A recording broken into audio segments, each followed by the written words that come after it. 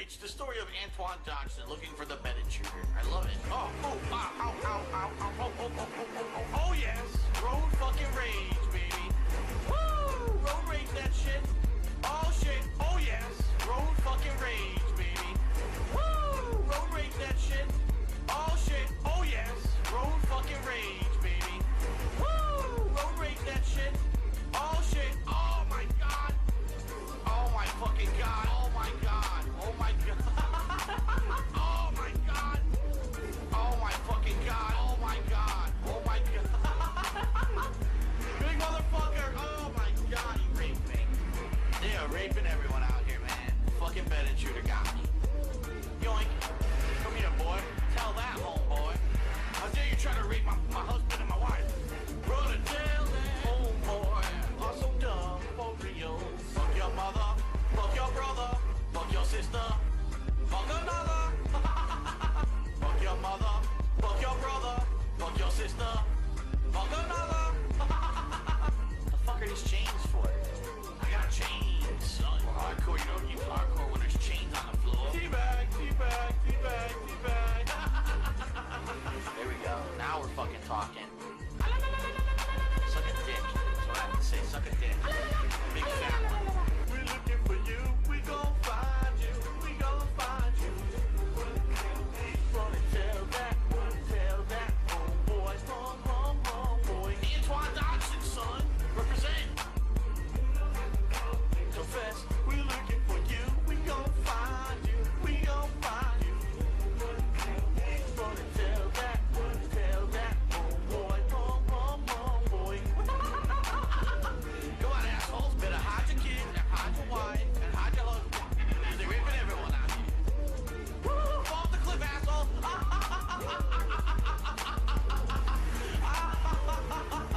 He drove the vehicle right off the fucking cliff.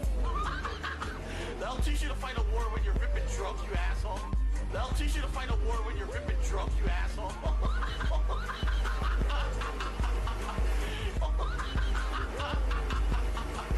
He drove the fucking thing. Oh my God. Oh my God. Oh my God. I found a bedded shooter. Oh shit. Where is he? Where you hiding? Dude. What happened?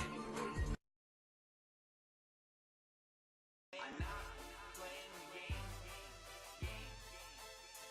Playing the game. I'm not playing the game. Oh shit, I can't believe I almost forgot this. No, I'm not playing Just Cause 2. Stop fucking asking. I'm not playing the game. I don't care if you send it to me for free. I don't care if you pay me to play it. I'm not playing the game. No, I'm not playing Just Cause 2. Stop fucking asking. I'm not playing the game. I don't care if you send it to me for free. I don't care if you pay me to play it. I'm not playing the game. Stop asking and spamming the fucking channel and spamming every video of every other game on the planet. I'm not playing it. Get it through your fucking head. If I see it on the channel again, you're getting blocked. No, I'm not playing Just Cause 2. Stop fucking asking. I'm not playing the game. I don't care if you send it to me for free. I don't care if you pay me to play it. I'm not playing the game. No, I'm not playing Just Cause 2. Stop fucking asking. I'm not playing the game. I don't care if you send it to me for free. I don't care if you pay me to play it. I'm not playing the game. So grow the fuck up. If you want to go play Just Cause 2, go play it yourself. Shit. Grow the fuck up. If you want to go play Just Cause 2, go play it yourself. No, I'm not playing Just Cause 2. Stop fucking asking. I'm not playing the game. I don't care if you send it to me for free. I don't care if you pay me to play it. I'm not playing the game. No, I'm not playing Just Cause 2. Stop fucking asking. I'm not playing the game. I don't care if you send it to me for free. I don't care if you pay me to play it. I'm not playing the game. It's that serious at this point. People are annoying the fuck out of everyone. So grow the fuck up. If you want to go play Just Cause 2, go play it yourself. Shit. I'm not playing the game.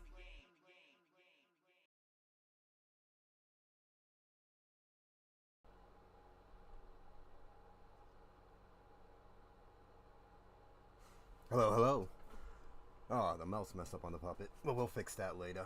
I just wanted to listen to, don't know if this is the first one, but it may be the first podcast from the King of Hate forums. Well, this one is ran by P-Dog and a bunch of other mods, and I just wanted to listen to it for a little bit while I worked on some stuff. And we got some clown ladies here. Big ups to Kame, Forgotten Locale, and Roderick. Thank you for coming.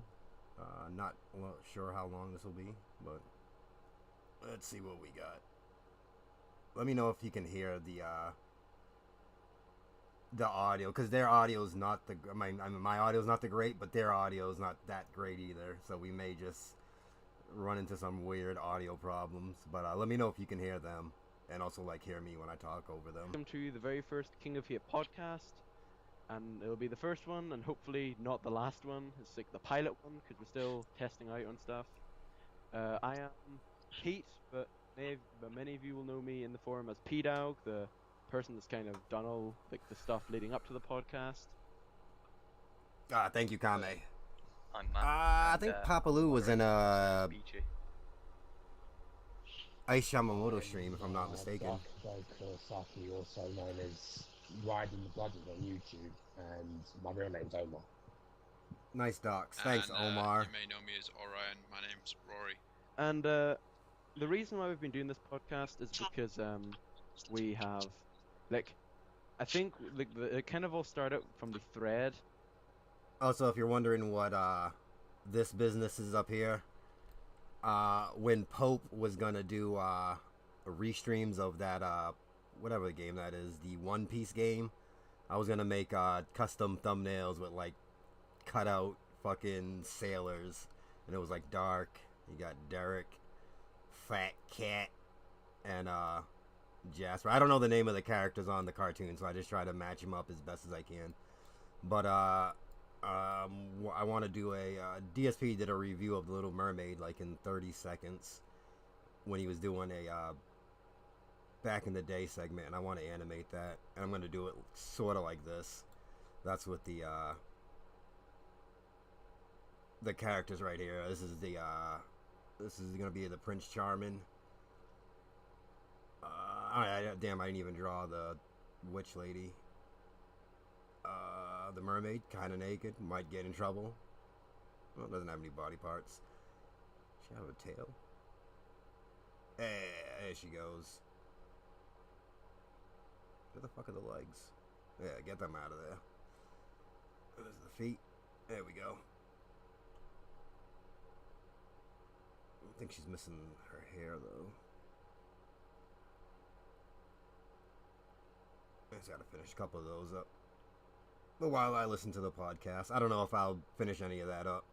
That I think Run Devil Run created about the radio show, and then people were saying, no, let's not do radio shows, do a podcast instead.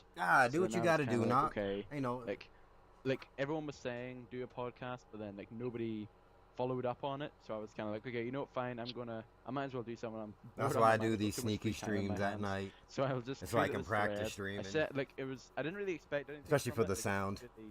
I didn't really expect me to actually be doing this. The guys kind of said, "What do you guys think of this idea?"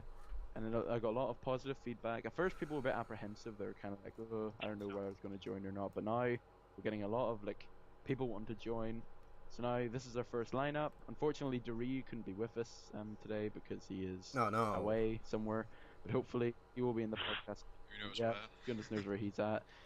So that's pretty much how the podcast came about. Hopefully, I'll try and keep it up and make it a weekly thing, and we can get more and more people in, and we hopefully can try and expand. So. Oh, hold on. P-Dog revealed some stuff not too long ago. I forgot about this. This was on, Dude! Thanks, YouTube. I don't know what that was about.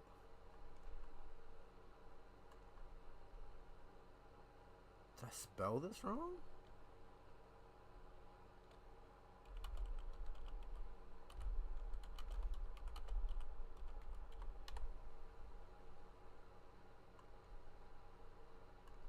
Dude.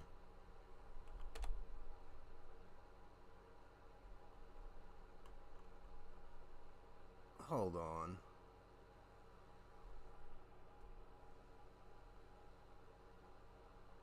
Hold on real quick. Let me pull this out of here. What the hell's wrong with Susan? Alright, can you still see that? Oh, no, there it goes. Alright, let me see. What the hell is this fucking P-Dog fucking channel?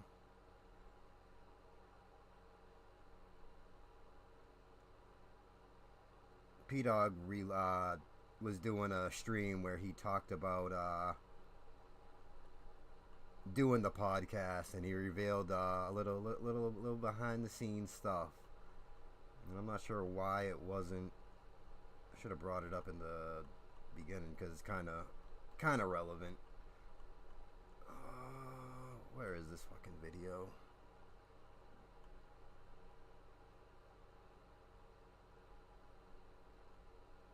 Oh, there's fucking 4 A's in his name. My fault. There we go. Alright, where are we? Right here. Yeah, this is me talking about my first time ever channel, because it was like, so I think, oh, it came with the Jax games. Yeah, you're right. The flippin' the cursed Jax games of flippin' nightmare, like. Oh, there's Matt. Yeah, this is just P-Dog looking at listen. I think it's videos that are unlisted or hidden on his channel or something like that. Hear Matt in this video. I might as well. I subtitled the flippin' funniest moments, but didn't subtitle this. I flippin' should have. Because whenever I was no Sue strips. The audio was fine because I was a flippin' idiot. Yeah. Matt. I still talk to Matt sometimes. Not as much as I would want to, but yeah, I try my best to keep in touch. Same with Sandman, actually. Basically, the exact same with Sandman. This video probably isn't even live anymore. I think you might have deleted this video or this channel that this was on. Let me move his video to the front. I'm all over the place. You can't even really hear, like, you could even really hear flippin' what Sandman was saying. But yeah, he's basically like, I'm gonna meet P-Dog. LOL. Yeah, that didn't happen. Oh, that's funny, Chris. I believe Ariad Lord is in his chat talking to him. Yeah. And the here we go. So I think this was every single time that I popped up in your videos, I think, from 2012. Yeah, E3 coverage. That was my first time actually in, like, audio-wise in your video. Again, still, you literally can't even hear you because the music's so loud. There you go. He's a great guy. This is the. There you go. This video right here is just a little P-Dog. He was like one of the first people, like, fans. Well, not first fans, but like the original fans of DSP. And he was on the forums, and he made a podcast for the forums for free. And he reveals a little a little bit of backstory on the podcast. There's the blue wrapping paper my mum used to use for online business. My mum has her own business.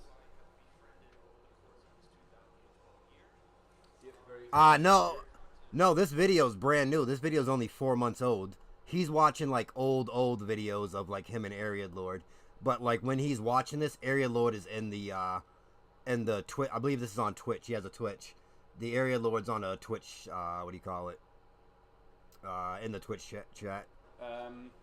Yeah. Also, this is probably my favorite part of this Friends montage, because it really shows the evolution of me being mentioned in your channel. Because it was like, initially it was like, oh, I'm gonna be interviewed with this guy. I think his name's P-Dog or something. I'm actually gonna pause it because this is the Dark Side Phil segment. You were like, I'm getting interviewed by this guy. I think his name's P-Dog. And then like as the videos go on, it becomes like. And if you hear me cut out, it's because I still have like a little bit of a cough, and I don't want to cough on mic. So if you hear me like pull away from like that, P-Dog and like Ariad Lord became like best friends. Quite a few video on P-Dog's channel.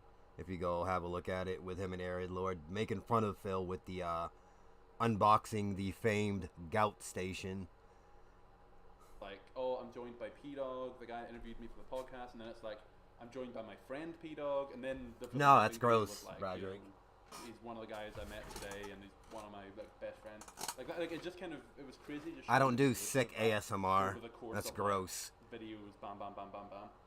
Anyway, this is the DSP section. So kind of similar to with DSP here, where I also mention every time I put in every time I was mentioned by DSP up to that point. I have been mentioned by him since, but up to that point, this is 2012 again, and I did the same thing by showing kind of my earliest mention of DSP on my channel, which was this dose of the Dow. So I'm actually going to go back a little bit and see what I said, if you can even make it out.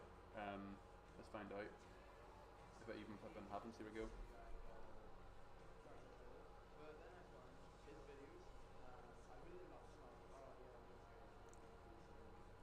Yeah, this is me talking about my first time ever hearing about DSP. And then I played against him in Street Fighter. That was like 2011, I think.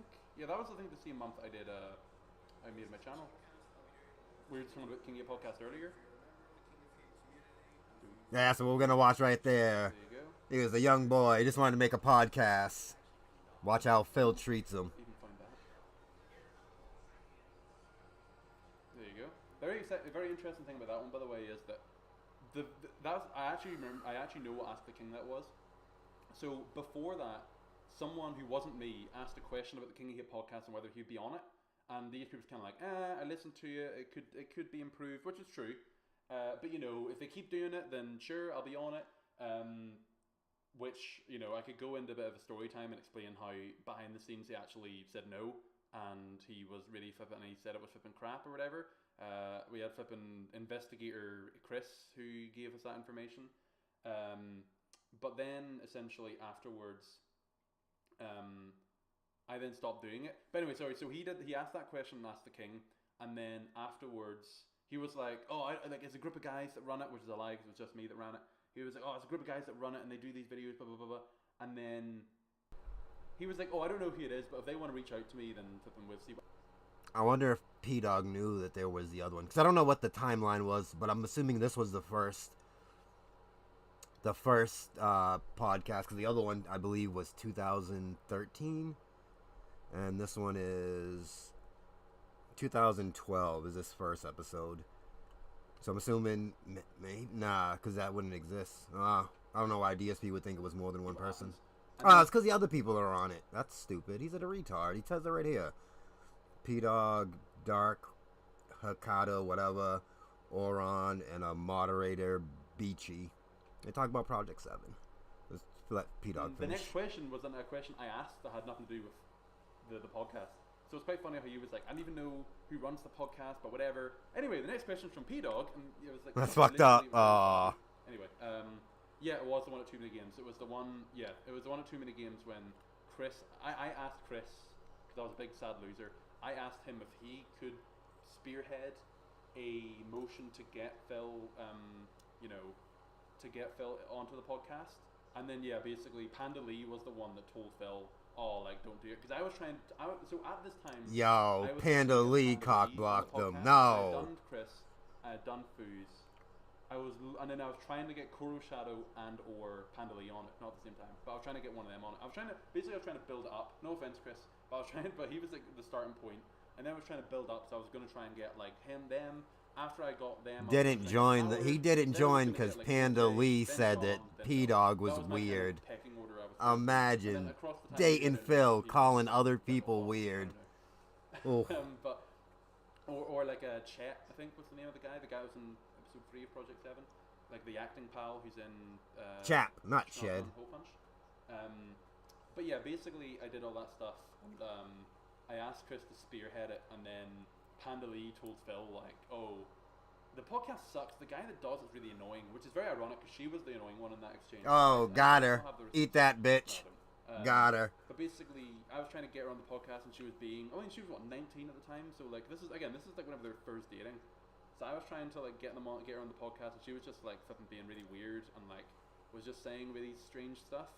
So yeah, that didn't work out, and then the podcast fell apart whenever I went back to school in September anyway. So yeah, basically after Panda Lee said that, he told Chris, hey, I'm probably not going to do it because it sounds crap. and like the guy sounds like a weirdo, which is what Panda Lee told Phil about me, and that was why I was dejected, because I was like, it wasn't the fact that he said no, it was the fact that he said no because he got the impression I flippin' sucked. And then obviously flippin' like a few months later, I flippin' was doing gameplay of him anyway, which you're gonna see in a second, and like I get mentioned by him as like a good guy and all that stuff. So obviously, I don't know, it's flippin' weird. Two-face ass I Phil. don't Look at that. doing that.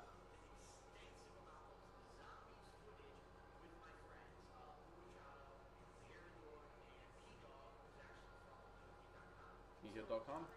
Oh man, that's fucked up. When he can use, he's doing like he's giving this dude the T treatment. When I can name drop you for like I also good quite like shit, the I'll name drop you. Other than that, I don't know who the fuck you are, and I ain't going on your podcast. That mouth shit is really messing with so me. it's I basically keep looking going through, down like, and seeing all the it. different games that I play. That was quite cool, that one. There's still like flipping what, a minute and a Hey, half big left ups, of the Pope. video, so what the hell happens? This is basically the ending. I have no idea. You gotta remember, I haven't seen this since up in 80s. I've done speaking streams. The last Also got two YouTube things as aren't supposed to well, be so streams. improved the quality. It's supposed to be one long video, but I couldn't upload it all as one, and I wanted to get it out of the way, so I just cut it into two The song's still videos playing, by the way. and premiered them. Flipping as loud as ever. Oh, Hope you're there's doing Office well, as Pope. I forgot about that. I didn't know that happened before. I didn't know that happened in 2012. I thought it happened in 2013 or even 2014. I think that might be it But for yeah. the DSP See you segment. guys next time. There you go. Yeah, it was just that. Thanks for watching. Twitch provided by. Oh, okay. I think he this just is- plays Street Fighter after that. Yeah, he just plays Street Fighter. Okay, right, here we go. And I just happened to like check on P-Dog's channel too to see that. But that shit was like 4 months ago. He dropped that. And then he's been playing Street Fighter. Maybe he'll run into the guy. I don't know how good it is. But it looks like is he a jury player? Oh no, these are a month old. I thought these would. Maybe he's playing right now. Hold on. I accidentally clicked on flipping start streaming.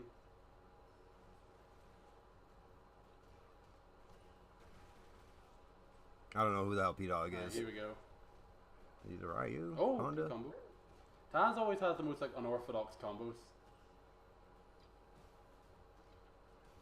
I think he might be the Ryu. Yo. Maybe?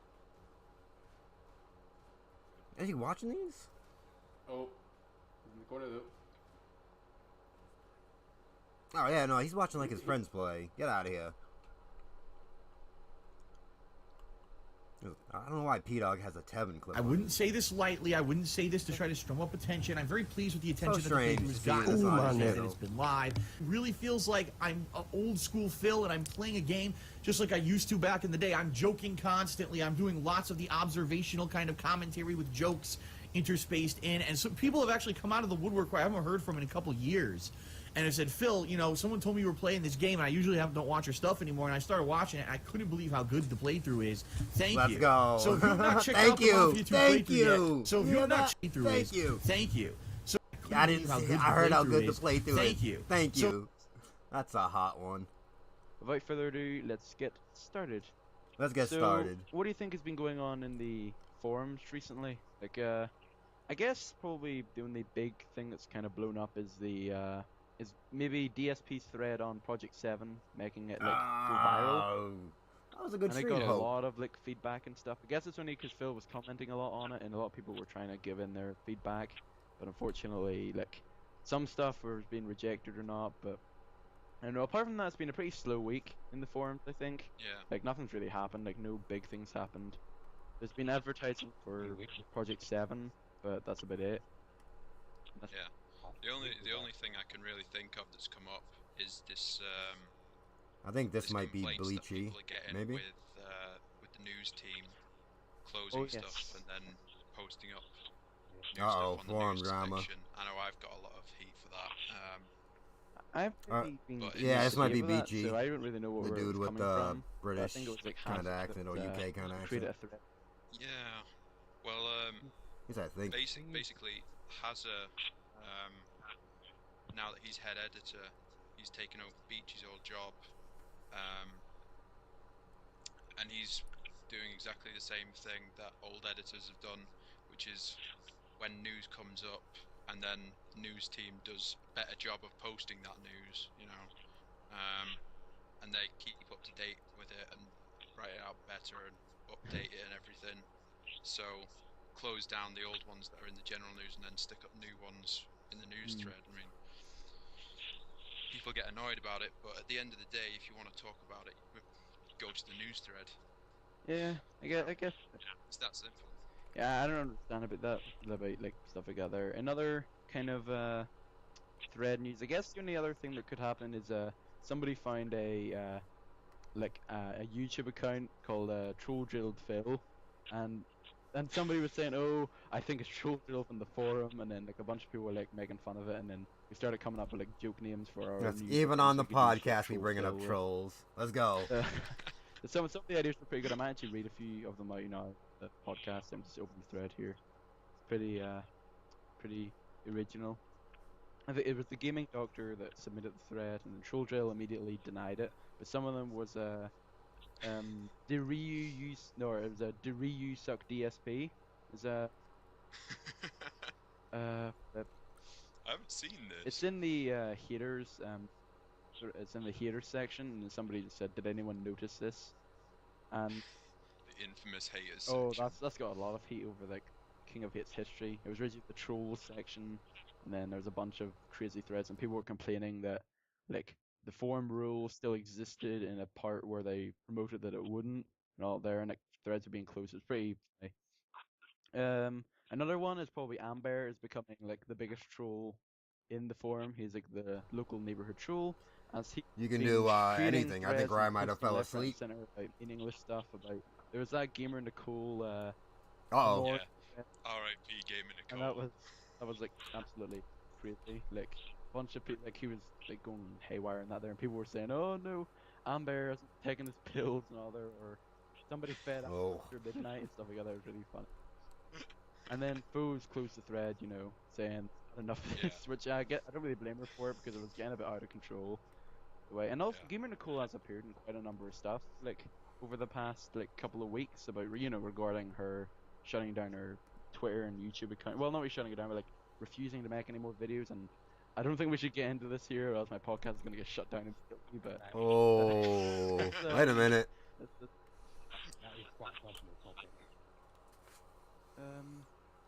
I guess that's it for thread news, pretty much. But in terms of DSP and John Rambo and Howard and stuff, and nothing's really been going on with them as well. It's also been a bit of a slow week for that as well. But I think next week's gonna be a lot bigger with like Mass Effect 3 and Street Fighter Cross Tekken and stuff being released.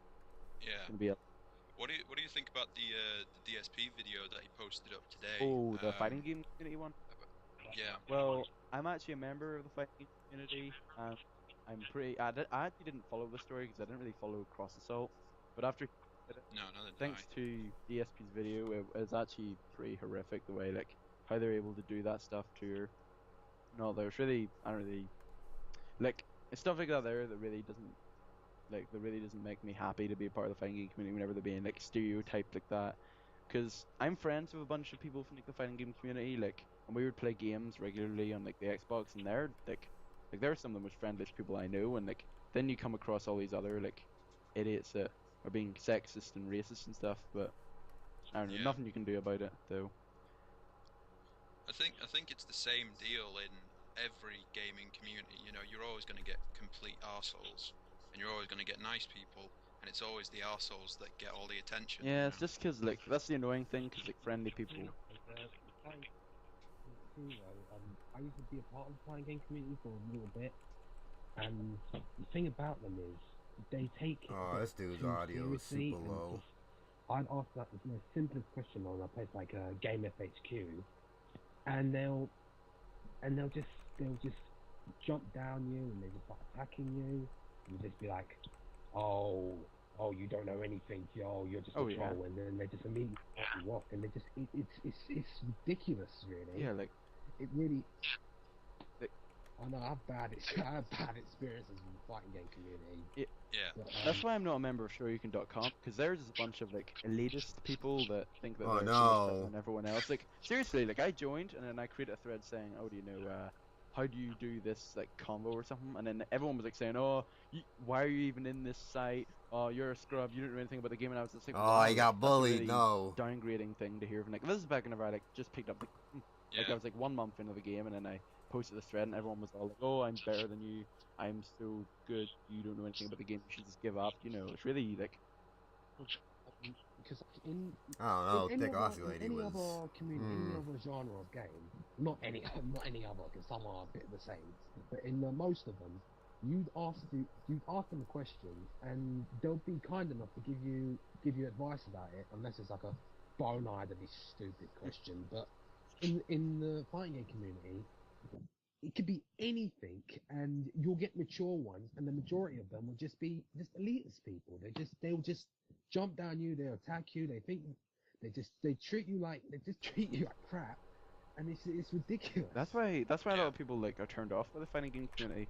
Like I know a bunch of people that would be like playing in tournaments and stuff, but then they would like go on shoryuken.com and see all these like stupid like messages They and stuff, and they're then they just be scared like, of "I really don't wanna be DSP a on part of the any of on the this," and I don't really forums. blame them. I ain't Like, going like, there. I've been That able dude's to, gonna like, call me the stick F around over, like, I slur. was at a Get out tournament, of like a here. Street Fighter tournament, like over here in Belfast, and what happened was, like, it was just a bunch of like unfriend, like they weren't being mean or anything, but they were just being very unfriendly. They were like turning their back to me and stuff, and they had their little groups and stuff, and then like turns out the people that won it were just people from England that only came here for the money. Like they flied in, went to the tournament, beat it, and then just left. And, you know, like like it wasn't Like a a very friendly boss. experience. Like you would hear people say, "Oh, fighting game tournaments are such a brilliant experience," but then whenever you come to like a tournament that, you know, there's filled with a bunch of people that like, you know, think they're so much better than you and think that they don't want to waste their time on you, then it's just, you know, like it really like discouraged me from going to any other like tournament.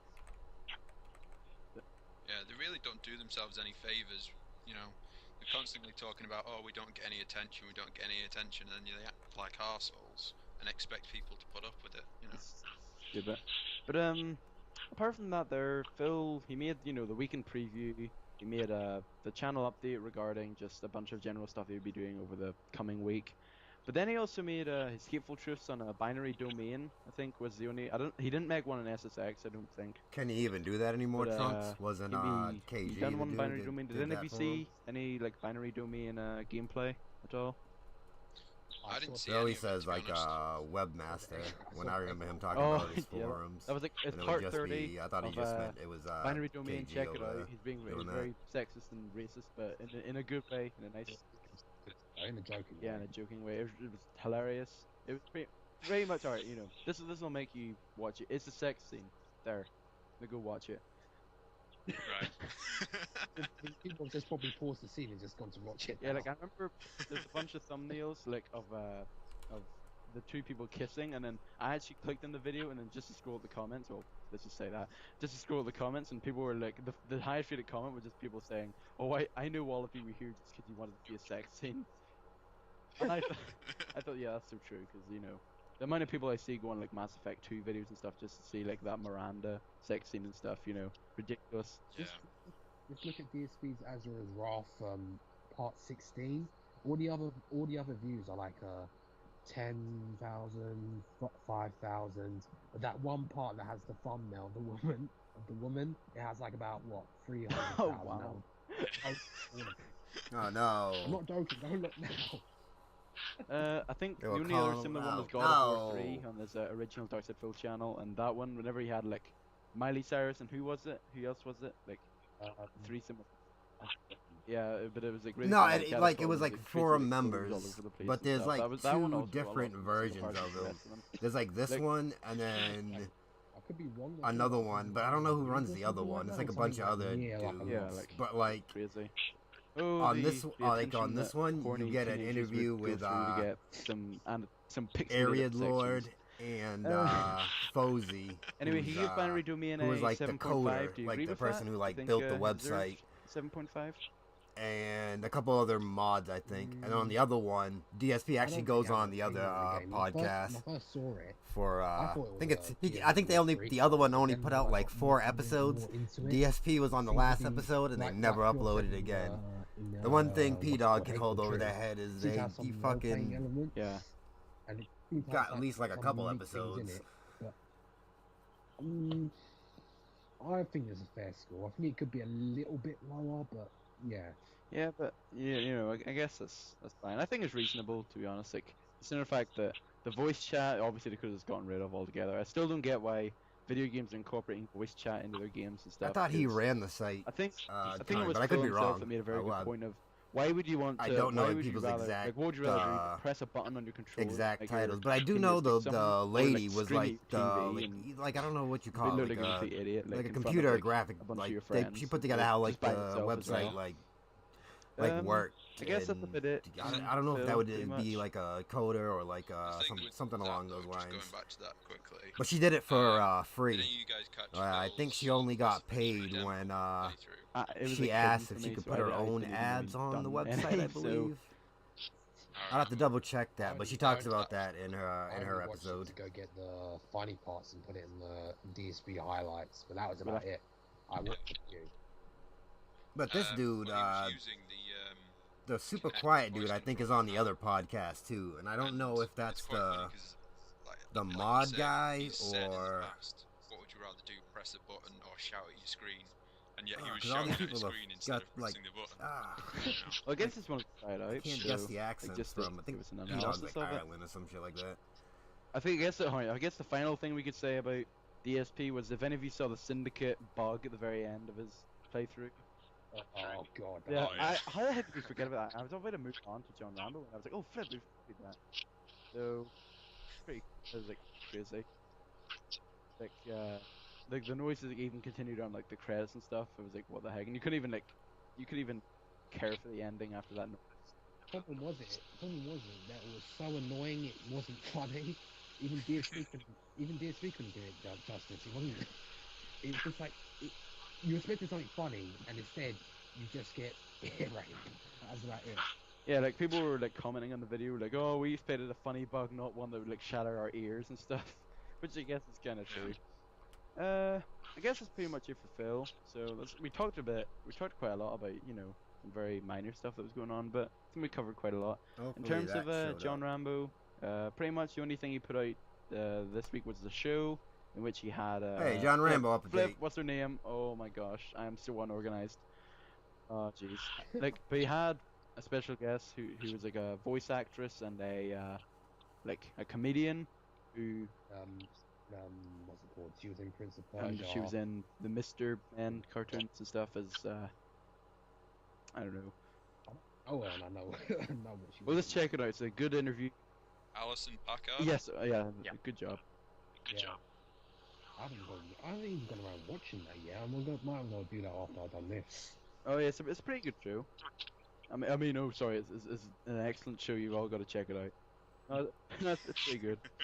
I don't think Howard for like the umpteenth time uploaded a single video, so let's ignore that. But I guess the biggest topic regarding the gang is Project 7, Episode 2, which got released this time last week. So, what are your thoughts on the episode? I think it was really good. Like when I saw the first trailer, I thought this is okay, and then I watched it again. I thought, oh, this is crap. And then I watched the second trailer for it, and I thought, oh, this actually might be good. And then I watched the full episode, and it was actually really, really good because I underestimated it. I didn't think it was going to be that good. Yeah. Like how they. I know that sadly not going to be doing it again, adding the gameplay into it, because I actually like that element, especially the part with John Rambo. He says, "Oh, Hogan never does the job." But other than that, yeah, I think it was a really good episode. And sorry if I'm going to go on like a small Yeah, rant go for here, but I don't like the fact that people go from, "Oh, there's too much inside jokes. I don't understand this. Why is there too much inside jokes?" And then then Phil started to like add more jokes that people actually be able to understand. Some of them are inside jokes, but you'll be able to understand them. And then people go, "Oh, I don't like gameplay. Why is there so much gameplay? Oh, do something different." And I guarantee you, people. We'll show you something interesting I was looking up. I don't know if you guys are familiar with oh, hold on. With this so-called video of Phil.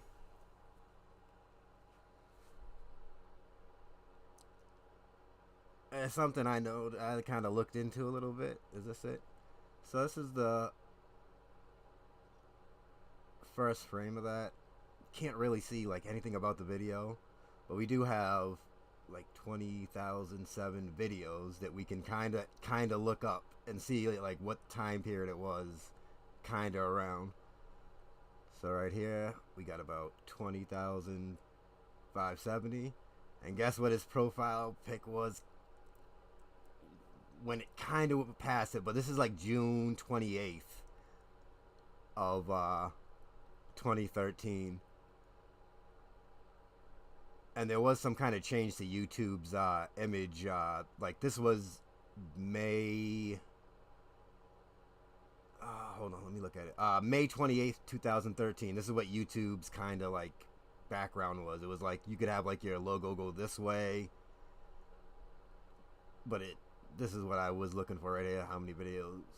And then if you wait, boom, that one. That's the video. And then in what do you call it? June 6th is the next screenshot I could find. It's kind of this setup that you kind of, it's not with discussions. I think they removed those. Well, that's a little interesting thing I was looking into. Well, I know it's yin and yang, and there's always going to be people that like it, and there's people that aren't going to like it. But come on, man. Oh, Yeah. Big ups, Benjamin. It is what it is. Pretty stupid. If there's one thing I've learnt in life, it's that people can complain about anything. Yeah, like I know people are gonna complain about this podcast saying, "Oh, Darkudo Kurosaki's mob." I just didn't know background when noise, that oh my like gosh, video the podcast was, doesn't so that's why I get went it, looking oh, into it, like if I could figure out the troll it exact, and all that, like, you know, we or can't at least make- like around the time it would have been released. Doing that now. And the Yeah, only like, thing I I could know find it's gonna from that, happen. Like, because all I could "Oh, find was this the is a gift. I complete can't waste of find the time, actual oh, I can't video. believe I was hyped up for this mess. But I and seen like, that come on, video like, count, so I just figured I'd try to go see if I could figure it by that. Those are like the two closest ones I could find. That episode 3. That if episode 3 is May still one when they had the old John layout liked for it, but YouTube, John and then Rambo's beard is too small. I the June one. not for any money. Alright, hold on, I got another question for Project 7. Do you think John Rambo will take off his hat in the season finale? Yes, it is a classy gun. If that Big ups, happened, Liquid then Cow. the world would just end. It would just. No I think true I form. think that should have been like I written wanted to listen to this Bill's thread about Project 7. How do you make it go viral? Take off John Rambo's hat. podcast of Boom, them there you go. talking 10 about million seeing what views they were on talking YouTube. about on the forums. What has he got under that hat? Life. Another. Beachy, what are your thoughts on Project 7 Episode 2? I thought it was.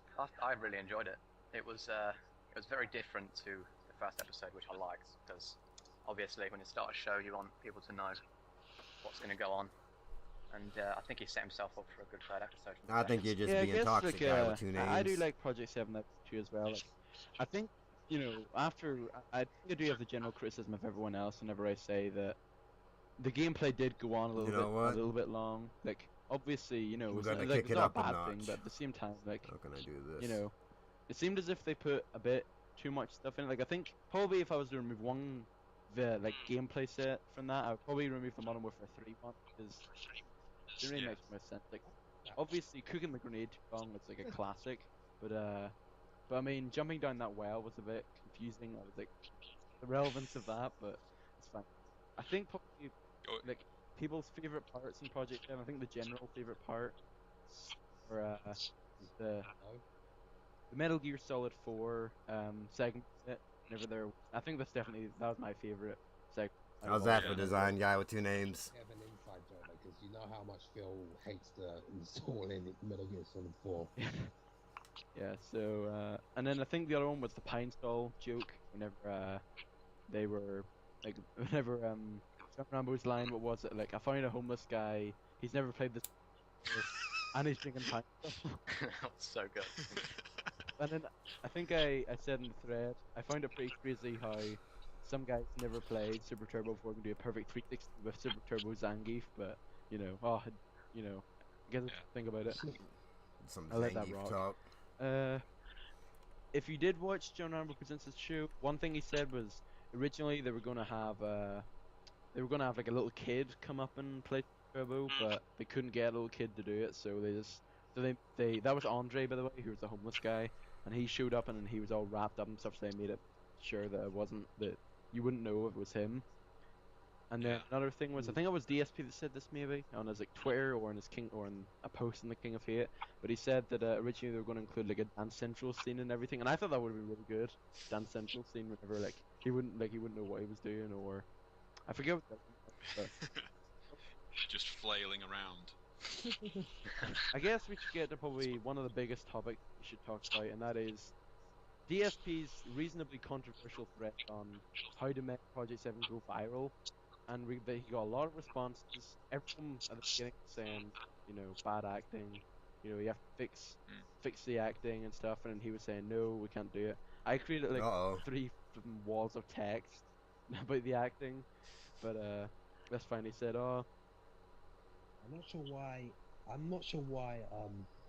DSP says, okay, give me advice for this, and don't say anything about the series though, because that's not the problem. The problem is I want to know how to make it go viral. And say, oh, the way I want to know how to make it go viral. It's just like DSP was putting these people to work. They made this website for free for him, and he was trying to grind these people for work. Amazing. Out more popularity, reach more people, and for some reason. Nah, they're not. None of them are American. I don't think. But that's just my 2 cents on it, really. This dude. I'm not sure why. Hold on, I'll put a boost so I at least want you guys to be able to hear. But when you put it up, I guess at the same time you can kind of understand where they're coming from, because I think it was Eric from the forum made a very good point in which he said, like, you can't really force something to go viral without improving a few stuff. And sure, the bad. I understand. Yeah, because sorry to cut you off, but just I understand that though, because like there are some things in that do need to be sorted out. Like some of the jokes are just feel a little bit bland, but the problem is, just basically what you said. You can't force it, but there is a way you can make it go out more. Yeah, it's kind of like saying, how do I get popular on YouTube? Yeah, this is a common question everyone asks. How do I make this go viral? DSP. But what are your thoughts on Phil's like plan that if he puts it on Machinima, even if he gets like 10,000 trolls, if he gets like 100 people that are interested in this series, then he's done his job? Do you agree with that, or do you think that yeah, because you're always going to get trolls and stuff on Machinima, because they're all just going to expect random gameplay videos and commentary with, oh, like my video, favorite my video, go subscribe to my channel. You know, if Phil gets 100 new viewers, then he's done his job. At first I thought it was a bad idea because of when I saw the first episode, it was more inside jokes, and I thought that putting that on Machinima would have been a really bad idea. But then I saw the second episode, and I thought this might be a good idea. Actually, might get more, even though he might get bombarded by 18,000 trolls saying, "Oh, this sucks! You should go kill yourself now," stuff like that. He said himself that if he gets at least one person that wasn't a fan of his and saw that. I just caught that. He did the mock voice with the trolls. The first episode, it was more inside jokes, and I thought that putting that on Machinima would have been a really bad idea. But then I saw the second episode, and I thought this might be a good idea. Actually, might get more, even though he might get bombarded by 18,000 trolls saying, "Oh, this sucks! You should go kill yourself now," stuff like that. He said himself that if he gets at least one person that wasn't a fan of his and saw that and became a fan, then he's pretty much done his job. So I'm sure that will happen. Yeah. Plus he gets 18,000 views worth of money on his Machinima anyway. Well, I think probably the post of the thread has to be from, I forget who it was. I'm trying to find him now, but I don't think I can. But somebody said to post it on 4chan, and I was like, "Oh dear, you don't want to do that." Oh, that's just like 100% trolls. Like there are no sane people on 4chan. I would be interested though if we did post it up there and see what happened. Because remember, if you remember The Witcher 2, that part whenever he was like going crazy about the PC controls and stuff, that got featured in 4chan, and that got like 500,000 views or something. And like the dislike bar, you could even see like the like bar was so. Got bodied. Oh no. But let's just hope we don't have something like that there. So I guess Project 7. What do you thought? What do you think about episode 3? Like, how do you think it's gonna plan? Like, at the end of episode 2, you saw the masked man with a gun pointing at them. What do you think that would like relate to? Because if it's a gaming world, then what gaming world do you think it is? And what do you think? It's most like if it is a gaming world, it'll most likely I don't want to go for the stereotypical ones. It'll most likely be Call of Duty or Modern Warfare, or the same thing, Call of Duty or Battlefield or something along those lines. Yeah. And what gaming worlds would you like want to see in this year? Because there are 7, hence Project 7. So I think a few of the ones I would like to see would be Heavy Rain. I'd love to see one Heavy Rain because Oh, I don't yeah. What the hell's he gonna do great. in I don't think Heavy it'd be Rain? too hard having like an X and a circle and a square above their heads, like options and stuff. And I can imagine some of the hilarious stuff they can put up there as well as like other thoughts that they could put. Yeah, like thought bubbles above the head with stuff. That'd be fucking hilarious. I don't think there'd be like I think a Call of Duty one's almost inevitable. Like I think you kind of need to have a Call of Duty like thing on it. What else do you think it would be? Like I can't really think of any at the moment. Like popular games that Phil would enjoy. I would say Metal Gear Solid, but it doesn't look like Metal Gear Solid. I'm not sure, to be honest. Maybe.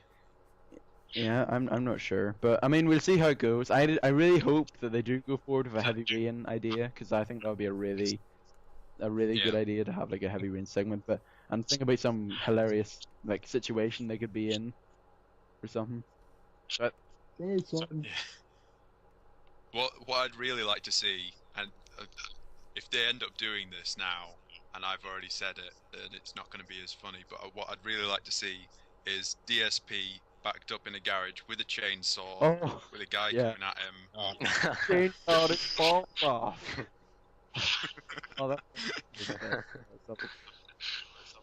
So I guess that's pretty much it about Project 7.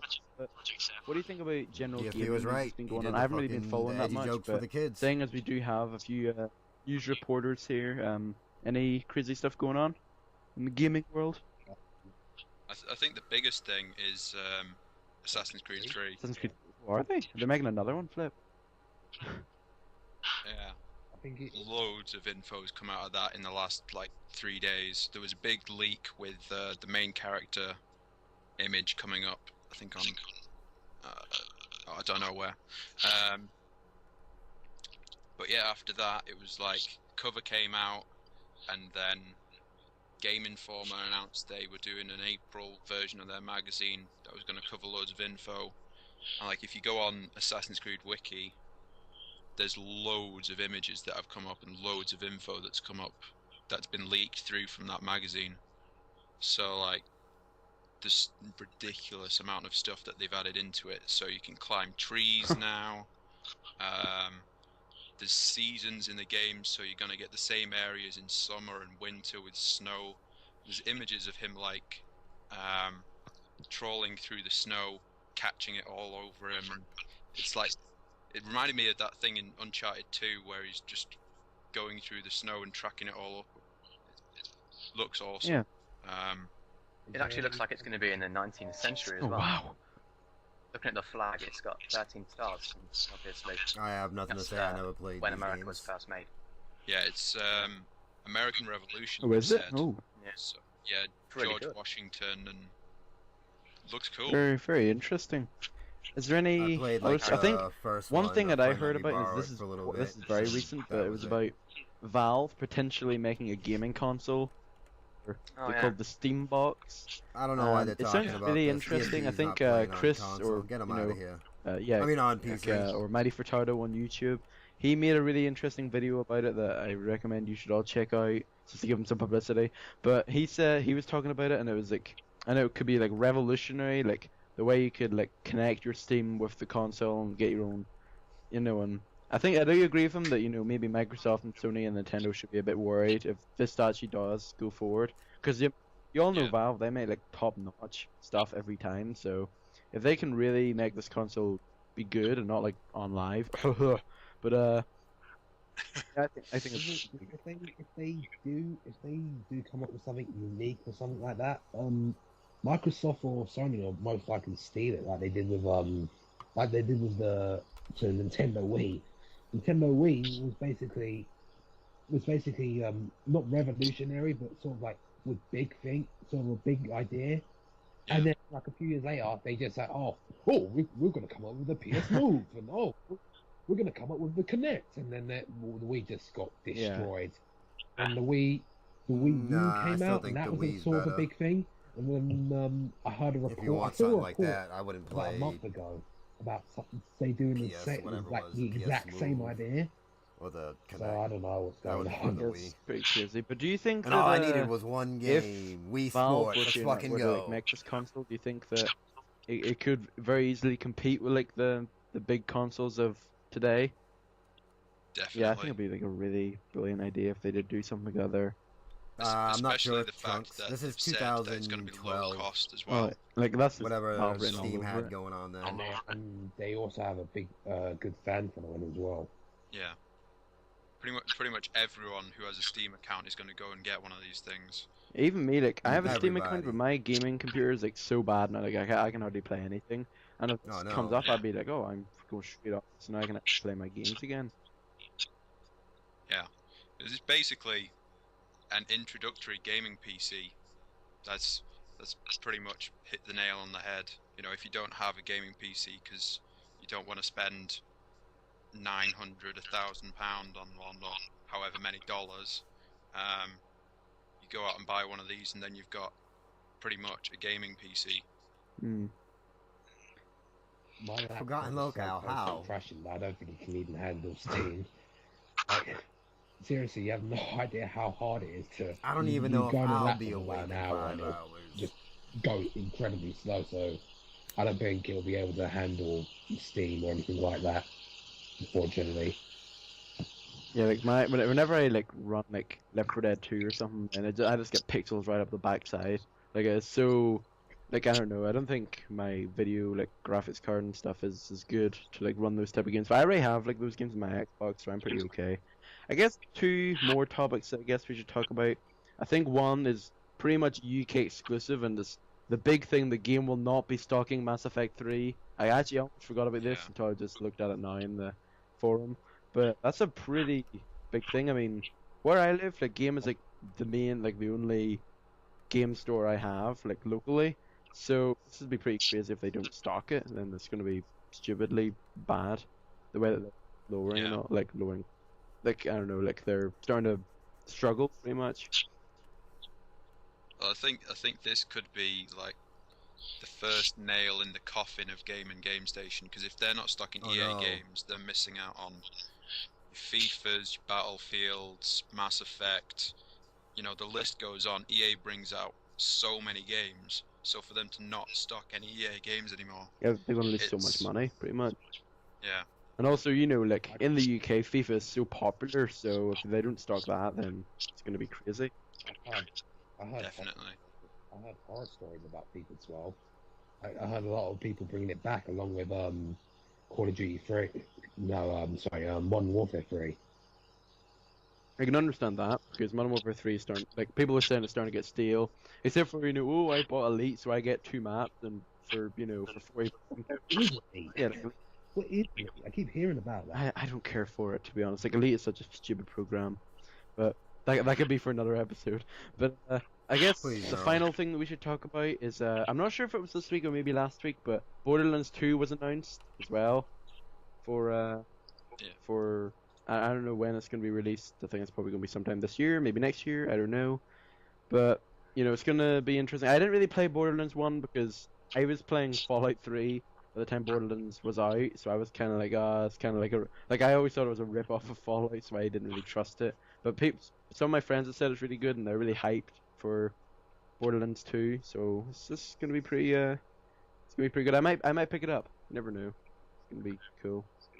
Yeah, I bought Borderlands when it came out, but I just couldn't get into it, mostly because I bought it on PS3 and didn't have a headset. So because it's such a multiplayer game, you know, if you're playing it on your own, it gets very boring very quickly because you're just going from A to B. There's no cutscenes. No. G in mind. you We did mother- mention some of them during this episode.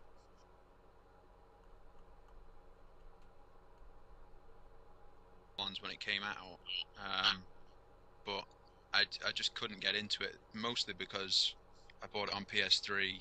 Friends have said it's really good, and they're really hyped for Borderlands 2. So it's just gonna be pretty. It's gonna be pretty good. I might pick it up. You never know. It's gonna be cool. Yeah, I bought Borderlands when it came out, but I just couldn't get into it, mostly because like that ruins the game. I enjoyed it playing on my I enjoyed it playing on my own on when I had no Xbox Never played Live at all. Borderlands. I enjoyed it. Just like staring But at I you, wouldn't not be doing opposed to anything it, or but anything weird like that. When I they're seen doing it what first you time, want it them to didn't do, really it seem actually like is something I really would really fun. really care about playing. Yeah, I guess so. Yeah, it's like stuff together like really does make it quite fun. I guess the final. I think that's pretty much it for news. But I think speaking about Borderlands that's 2, if just it's gonna be released this news. year, what are your most anticipated games of this year? I think everyone can safely say that Mass Effect 3 is right up there for next week. I never really cared for Mass Effect. Yeah, the funny thing is neither have I. because whenever I got the Xbox in like 2009, I think, I can't even remember, but or maybe it was 2010. Yeah, it was 2010 actually, and that was back whenever like Mass Effect 2 was just being released. I'm not really sure, so I wasn't really into the phase of the Mass Effect series, so I kind of missed out. I might pick if a lot of my friends say it's really good. I might pick up Mass Effect 1 obviously first, and then Mass Effect 2, and then Mass Effect 3, but. And you never know. Like a lot of people have been saying it's gonna be like the best, obviously. When I was thinking about sort of my top 5 most anticipated games this year, after hearing about Assassin's Creed 3 coming out, and especially hearing that they've been working on it since Assassin's Creed 2 finished, so that's 3 years. I really don't was care thinking- about this game. Come on. But at the same time, I'm not gonna play it. There's no way I'm gonna buy it. The creator of Devil May Cry, not the original, but the new Devil May Cry, but Tamim or whatever his name is, the the effeminate looking guy, and Alex, There you go. Jones, I think. They've been, I mean, I understand. It's like what's his name? Dave. Bell. After Left 4 Dead 1, people were a bit annoyed with that, but then they just say it's like, oh my god, this is really good, and then Kind of just want them to talk Sure, about the continue. forums, but I find that the main reason I don't get Call of Duty games is because they just die for everybody Yeah. within weeks. kind of because I watched it, but the ones that have the area lord and the Fozy lady are more focused because they don't have all these dudes talking. Like it's like P-Dog and one other dude. It's not area lord, but there's one other dude. But Let's talk this basketball. whole like 4 ensembles, The channel. something. But if they're done talking about the forums, we're gonna go Oh, on to I think the next. the final thing though, I don't think you changed the channel. There was another CM Punk and Chris Jericho promo. Oh, fuck off. You know what? I would love to see like a live camera recording of you if Triple H beats Undertaker. There we go. And like the internet have turned it into a new meme where it's like Angelina Jolie's leg everywhere, and there's a picture of Okay, here we go. It's the moment of truth. Senior Huevos Benedito. I pray that he asked, or shout outs to him for being the very first question asker. Ah, where? Let's see. I want to hear some forum questions. Like, This will be good. hitting They have their own Q&A segment. shit. Like, oh my god, the car comes in and attacked the dude. The Oh, only get out of here Bella with the jokes. in the school just. Oh, it's okay. Alright, as soon as I joined, I just heard you were like having a little run on Twilight, so I guess. Alright, so we're currently about 1 hour and 15 minutes into the podcast, which is a lot longer than I expected. But you know, that's fine. We'll run with it. We'll run with it. It's alright. Yeah, it's been good. Yeah, sure. I guess podcast questions should be next, and we only have Sure. 2, and I want to ask one to you, and I guess I'll answer it myself. But first of all right, okay, here we go with the moment of truth. Senior Revos Benedito. I pray that he asked, or shout outs to him for being the very first question asker. But he asked, Big ups. what has made you stay at the King of Hate forum, and what has made this place special to you? So I guess we'll start with Beachy on that one. We're going alphabetical order again. I'd probably say, obviously, I got the moderator position really early, which was October. Oh man, 2010. that dude's no. And so I've been here the longest, I think, in terms of moderators. But yeah, He's the it's just, OG. we just had so much to do over the last 2 years. He's got the It's power. been unbelievable. I ain't leaving. Like, we first started, there was a first wave of users. Obviously, we had to moderate them like crazy. We had literally. I don't think Naughty so. Night were. Sorry. What? Oh, Yeah. that dude. That little sneak diss that P Dog did. Naughty Nightwear, maybe the first like that I can find of like an actual like mod that turned into like a hater and trolled the forums. I'm trying to find more stuff about him, but like he just comes up in, or he or whoever they are comes up in like random like segments on here on the SOK podcast. But Naughty Nightwear seems to be like a fun person to try to find out more on, see what he was up to. It's been unbelievable. Like, we first started, there was a first wave of users. Obviously, we had to moderate them like crazy. We had literally no. Naughty Night were. Sorry. What? Yeah. There was Kitsune as well. It was he or she or it or what? Yeah, Shim.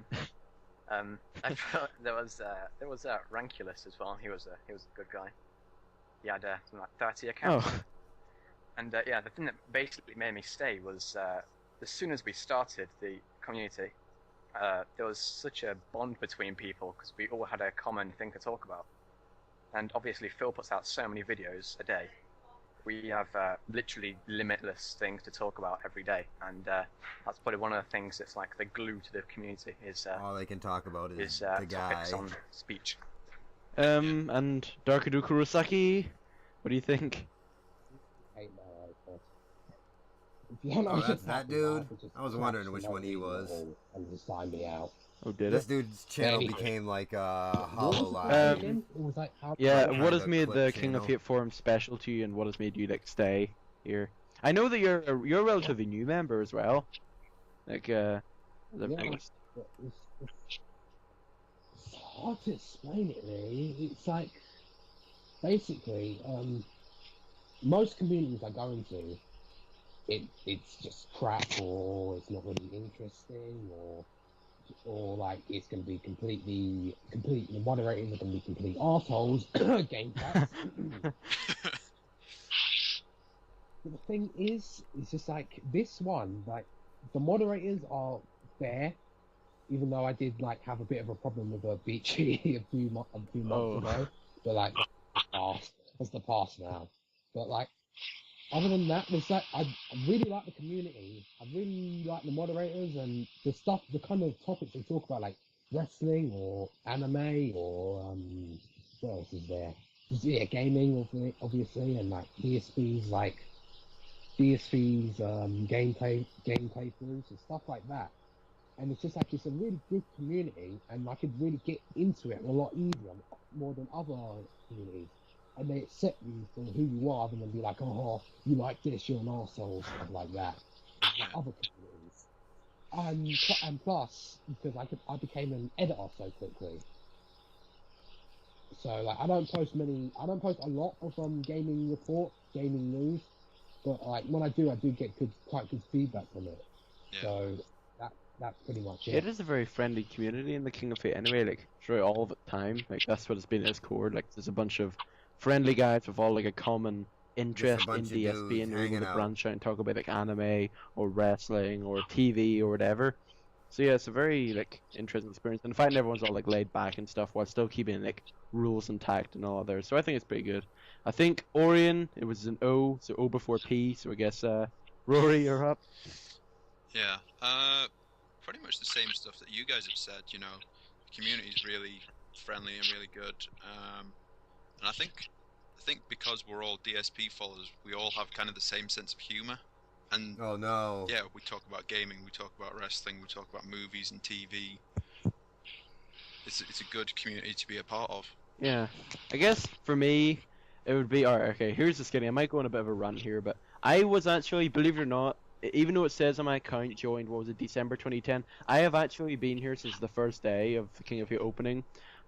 The I remember. Yeah, but OSG. previously my name was DSP Dog, but because that was against the rules. Alright, okay, alright, no. Before then, it didn't. That wasn't a part of the rules. It didn't say. Oh, it was I think. While with me was a bunch of people that had like DSP in the name or Darkside Phil or whatever, and then they said, "All right, we don't want to confuse anything, so we're just gonna make it simpler." and he made him change So I had to his close that name. account, and you could probably still find it if you That's really wanted fucked to. up. But you know, this new account, the P-Dog one, which I've had since December Aw. 2010. So I have been an DSP's OG been cucking this if dude since you he actually got think about it. there. But, so just don't let Aw. that fool you. But so I have been here since the very beginning, and yes, there have been phrases. There have been phases when people were stuck up and stuff. Like Big the up Naughty Jump. Nightwear scandal, and all that. Like all What that is that crazy dude stuff, again? and then Naughty Nightwear. like. Whenever I was there, like I was a part of the fighting game community, because whenever I joined, I was just getting into Street Fighter, thanks to DSP, of course. And I was like, and they had there were tournaments going on, and I said, "Oh, can I join?" Very friendly among everyone. However, in about June, or I think it started to die out by the time it was about March, and then by June, really, I mean, there was a period of time whenever I just wasn't satisfied with where the site was going. So I'm not gonna lie, I did leave for a good 6 months. I didn't come back until, in fact, like 2 months ago, like January. I came back, and then I realized that the thread, or not the thread, the website is all back and up and running again, and everyone's all like, it's kind of all back in a good state of repair, and I'm very happy to now be a full-on member of it. Like I do regularly go on the site again, like I used to. And all in all, I'm really happy to be a part of it, because I mean, it has, once again, it has been the community that has really risen up, and the fact we all have a common interest with DSP, and also the fact that like moderators would like give you warnings, but won't be like so ridiculous about it and all that there. Like they wouldn't like instantly ban you or Phil anything. wasn't in control yet. And that I was like friends with like foes and stuff back whenever she was like just a moderator, and then we would like play Street Fighter together and all that. So having that friendly connection with like moderators and even admins, it's really good feeling, and really DSP it really apparently is quite played welcoming that lady for the too, the site anyway, and food that's lady why who made the I've site. stuck around anyway. I try to find the The second matches question on that we his have channel, is but, from it's Streetback on Guy, who somewhere funny on enough will DSP be Street in next Fighter, week's but podcast. he doesn't and label asked- the And he's actually just posted the the question on matches the Did he? with people's Oh, okay, I'll names. have to It's check just that out. under, But the like, first question they it asked was was, during the Street which Fighter of Phil's fan playthroughs was your favorite over appreciation, the they past said. few years? Okay, But these I don't know what her Do like you have one? Or PlayStation you like say a or general one? Xbox tag was. I'd say Heavy Rain. And her definitely. audio's like Heavy really Rain. fucked up. 'cause yeah, she I has, think like, my one of mine's I think definitely a Heavy Rain. Dutch But I also like accent, the and Street Fighter it's footage, really hard to all hear of, like, sometimes. Street Fighter Oh, footage, yeah. All I like, could all hear was it combined was would in be the like one Street big Fighter massive fan playthrough. appreciation, So I think but I couldn't hear if it was PlayStation or I loved his, the Xbox version. I loved his Little Big Planet 2 bit as well. yeah, a little big plan too. Like the funniest moment was about the scissor. Yeah, the fighting bit. So, yeah, so I do think we can all agree that Heavy Rain's probably one of our favorites as well. So yeah, I do think that's pretty good. So what was the Streetback Guy's question here? Because I didn't really see. He's asking, why don't you add like an audience in to listen to the podcast at certain times? The hell? Oh, I think he might be referring. Sorry, I just got it there now, but I think he could be referring to like since we're recording this beforehand, we're not recording it live. It's not as if Yeah. What does he mean he wants us to record it live so people can ask questions on But the at go? the same time, I mean, like that might take a while. I think we might have to wait until the podcast kind of expands before we can start doing anything like that there. So good idea. I might think about that if it does get a bit bigger. But for now, I'll have to pre-record it like the show and all that there. It'd be pretty good. Yeah. So I think that'd be a pretty good idea. And I think my question to almost conclude the podcast is, I think I might ask this to everyone that would assist me in these podcasts. And why do you want to be a part of this podcast as well? Like, what made you want to become active in this podcast, you think? And once again, beachy, dark, orient. My main thing was when the first podcast idea was thrown out, I jumped right on it because I thought it was a great idea.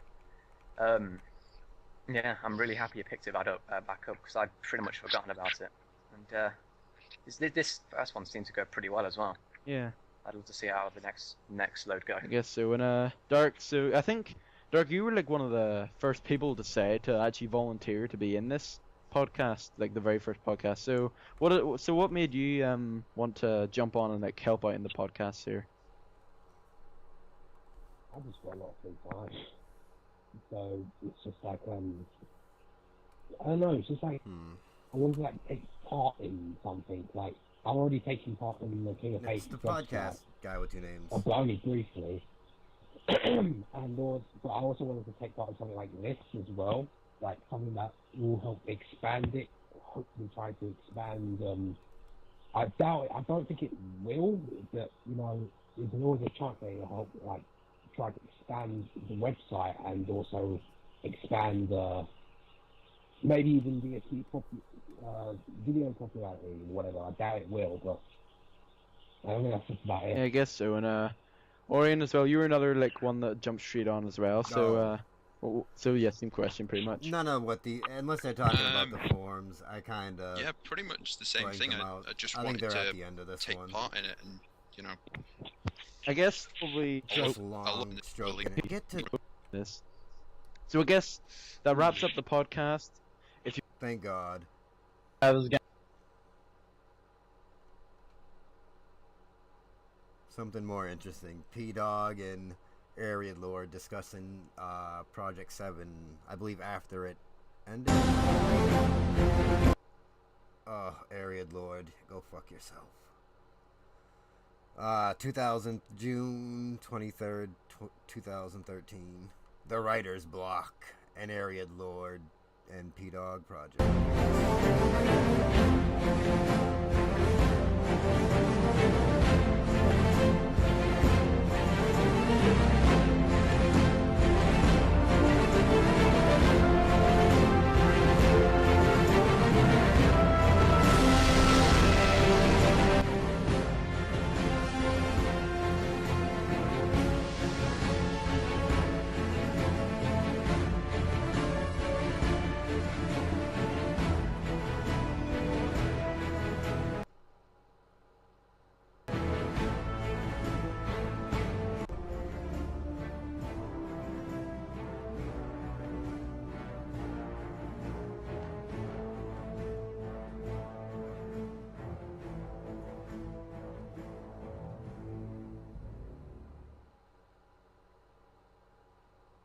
Ah! The whole pay-per-view has class. Yes, I can't even. The console I like Future Dave right over here, chilling.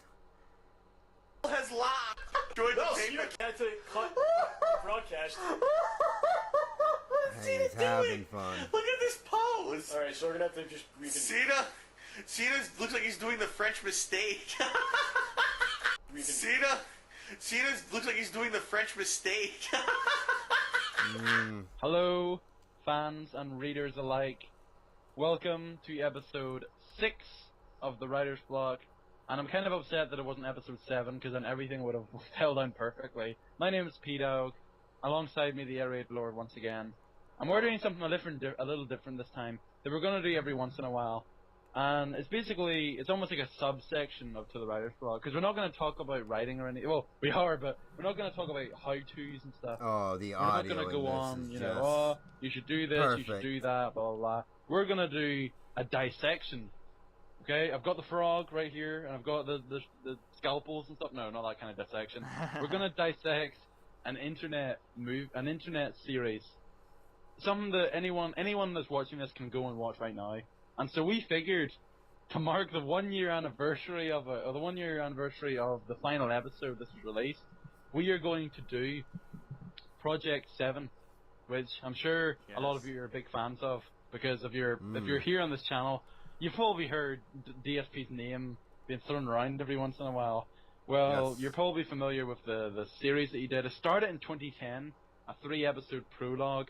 Then the real actual series came in last year. It ran from January until this day last year, the 23rd of June, and there's 4 episodes released. So 3 prologue, 4 normal. So now we got 7 episodes of Project 7. We're not gonna, do it minute by minute, but we're gonna give a general overview and then look into each episode individually and tell you. We're not gonna talk to you about everything. We're not gonna say, oh, here's a nice camera angle that we used or whatever. We're just gonna focus on the 2 things that we've been talking about this few episodes of the Writer's Blog, and that's story or plot and characters.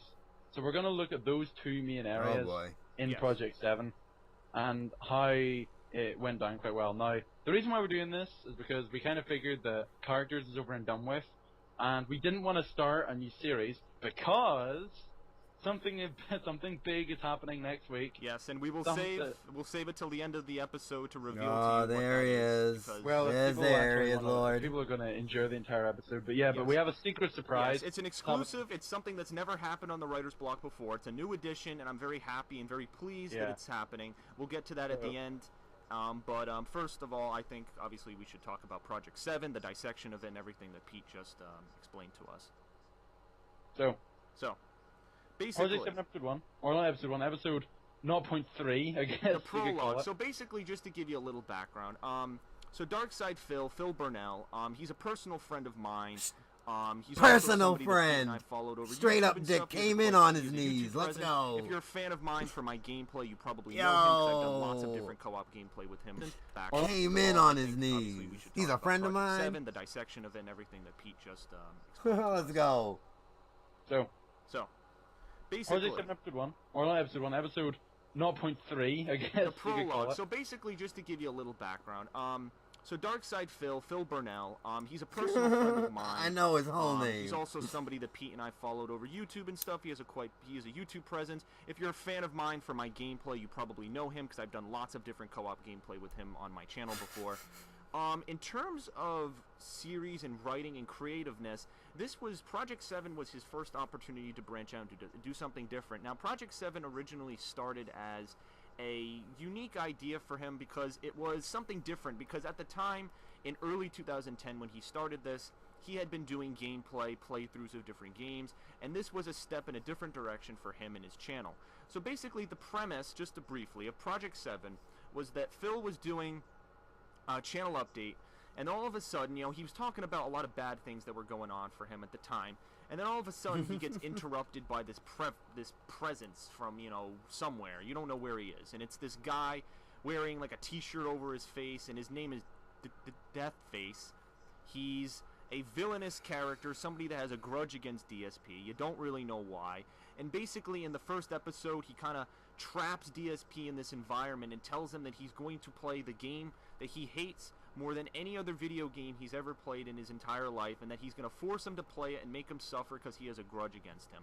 So this premise is set up in the beginning episode, and the first thing that you want to know in the episode This is, dude what's knows the game? entire What's the big lore. Let's secret? Because that go. was the big thing, because at the time, most of Phil's fans were following him for his gameplay, so the notion that, oh, now Phil's going to play this really, really, really bad game, and having talked to Phil behind the scenes, Phil told me the original idea for Project 7, and I told Pete this, and he actually thought this was a good idea, and Pete can elaborate a little bit more as to why he thought that. Project 7 was originally supposed to be Phil doing a playthrough of this really bad game with the villain jumping in every once in a while for commentary to fuck him up. Maybe Phil gets to a really hard part of the game, and then the guy intervenes and says, gee, I'm going to take out your power, or I'm going to do something to fuck you up, and it's going to mess up the whole thing. So that was the original idea for Project 7, and this was a series that was supposed to go on for the course of 2010. Now, there were a couple of things that delayed it. Phil was going to do an episode later on in 2010, but unfortunately his Darkside Phil channel ended up getting hacked, and there were a lot of different circumstances in 2010 that kind of prevented him from ever returning to the series. It was heavily, heavily, heavily requested by his fans over 2011, and finally, at the end of 2011, he actually decided to jump back into the series because he was comfortable with his job being partnered with Machinima, and he was in a position where he could actually start the series up again. But, so Pete, explain why you thought this idea for Project 7, the original take on Project 7, why you liked it. Well, it was going to be interesting because if you remember, Phil had 2 different categories of content. He had gaming videos, and he had like not really vlogs, but more of like IRL videos, like in real life videos, where it's either a channel update or later on in 2010 it would have been like DSP tries it, Cooking with the King, vlog videos where he's away, like to New York or to wherever he's going. Nashville, he happened in 2010, and so. But the biggest one that he did do where it required like editing I was was showing Heat the that. Truth, which was really I was big showing that at that video time. earlier. And at that point, was still going really strong because Forgotten he'd done one Locale. on Alan Wake, and you know, like in I was showing 2010, those he did a pictures few I other found ones. of Like the, I'm talking about the first half of 2010 because the second half he started, you know, Yeah. being a bit more I'm like, just what his simple channel about looked it. like But I around mean, the at that time time, that it was could have almost he was going to happened. combine the two together, the gameplay and then like the kind of the witty I don't humor know that if he you were does here. for I his, put it in for his IRL videos and like his the Under the editing ones. Sea server. So it would have been a really it nice should mix. be in. Depending on, it doesn't really. I don't really know how. I the think game, I might have put it in the DSP. like Yeah, I we- might have put like, it in the we don't really DSP know one. what But I exactly put the the game pictures in there. was, so we don't know whether it was gonna like implement that much. You know, like how much it would be implemented in and how it was gonna go. But it was still gonna be quite a neat idea, and he may have done it for a few other games. You know, had that been the choice, but. Anyway, so No, yeah, he did do those. I had to turn he did that do the other episodes, but I guess the DV to begin thing, with, the we'll DVR go thing over on, quite briefly. I don't think we have off, to go over them very so I like, could tell if individually. like I mean, I think very briefly we should talk about the prologue everything was in working terms of alright what we've been because I'm talking like about. monitoring So on my that's phone, pretty much the premise and I of, didn't want my phone of, to like of fall the behind. background as to where and me not Project know 7 what's came going about. But I think on. now we should dissect it as writers do into the bare bones story and character aspect of it. So in the original Project 7. The story was kind of ambiguous because it wasn't exactly like, oh, this is the story of Darkseid Phil. It was just kind of like, it's almost like just a conversation between the two of them. So there wasn't much actual plot to go into, apart from the fact that, because in these episodes it was kind of like a one-off thing where it was just kind of like when you didn't really know what was going on. It was very, very mysterious because you didn't know what the game was, you didn't know who Deathface was, you didn't know if this was canon or not, you didn't know whether like this was actually going to apply into DSP's actual YouTube account. However, it was really revealed that it wasn't because he continued doing gameplay and stuff. That just kind of seemed like a really odd one-off. But yeah, like the story was kind of weird. The characters, there's only two characters in it. There was Deathface and Phil, and Phil kind of plays his own, like himself. He kind of plays like a more like he kind of emphasizes the parts that he likes, that he wants to emphasize people to know about him. And so he's very cocky. He's very egotistical. He's very fearless. Well, unless he's faced with the game, but he he isn't afraid to like just ignore Deathface in some cases. Like in one case, he's like dancing to music. He's like sleeping. He's like he's on the phone to John. You know, like he's just doing all this stuff just to be like ignorant towards Deathface because he likes to like take jabs at like common cliches. So at one point he just outright says, "Oh, you know, you're wearing a T-shirt on your face," and he's like, "Oh, this is a war mask." But he's like, "No, it's a T-shirt or whatever." So you can tell that he isn't afraid to just call out the stuff. So it isn't something that's meant to be taken completely seriously, as Chris said. Yeah. So it isn't something that's completely like deadly serious, and isn't something that the fans should really be enticed in, because it's just a little fun little off-topic thing, like little side content, and so. That's why he doesn't really take that situation seriously, and that's why like the editing and stuff isn't exactly like the best. It was very, you could tell that he didn't really put that much. Like he put work into it, but you could tell that it wasn't of like a professional quality. You couldn't tell that this was just something that he just did. Like the T-shirt thing, you commonly see that he uses the same text. That like some of the direct cuts are kind of like sloppy. Yeah. And so, but I mean that's why it was so enjoyable, because it was so out of the blue and so random. But yeah, like, if you look at it from a writing standpoint, it's just kind of like boggling, because it doesn't really make much sense. But you can kind of understand the context as to why it was so popular. I think whenever we get to the actual Project 7 itself, like the actual episodes, then we can talk a bit more about plot and stuff and characters. But I mean, Phil is just kind of like himself in a way. Deathface, obviously, He just he's very plays the guy. vengeful, and he's very like aggressive and very like negative towards Phil, and he wants to make his life a living hell. You still don't really know why. You don't understand his motives. So you kind of put it. I guess I might as well, if I was to put it into the rules, prop rules. This is literally the easiest thing I could ever do. Phil is the hero, and Deathface is the villain. Yeah. Who'd have thought Simple it? Who'd have thunk protagonist it? antagonist setting. It's two characters in the beginning, and here there's comes nothing Arya, really, Lord. else added in there. And then for story, because it was so ambiguous, like, I guess you could say, if I was to put it into the equilibrium that I was talking about in the plot episodes, the starting equilibrium would be Phil doing his gameplay as per usual, blah blah blah.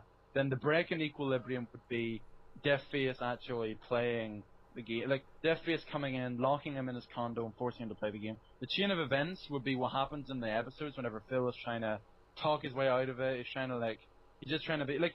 Obviously, Phil isn't to be taken that seriously. Phil isn't he isn't urgently trying to get out of the condo. He isn't trying to he isn't crying or anything. But I mean, you can just tell that he doesn't really care that much. So the chain of events is kind of weird. It's just kind of ambiguous. Whereas you don't really understand why Phil isn't really taking it that seriously. But then you can kind of understand that it's because it isn't. The series itself isn't meant to be taken seriously, and Phil's just trying to reflect that. Exactly. And so sometimes just Phil's having fun. actions Big translate how the fans react. Like some of Deathface's, his most common punishment stuff that he says he's gonna kick him so hard that even his children's children will feel it. Yeah.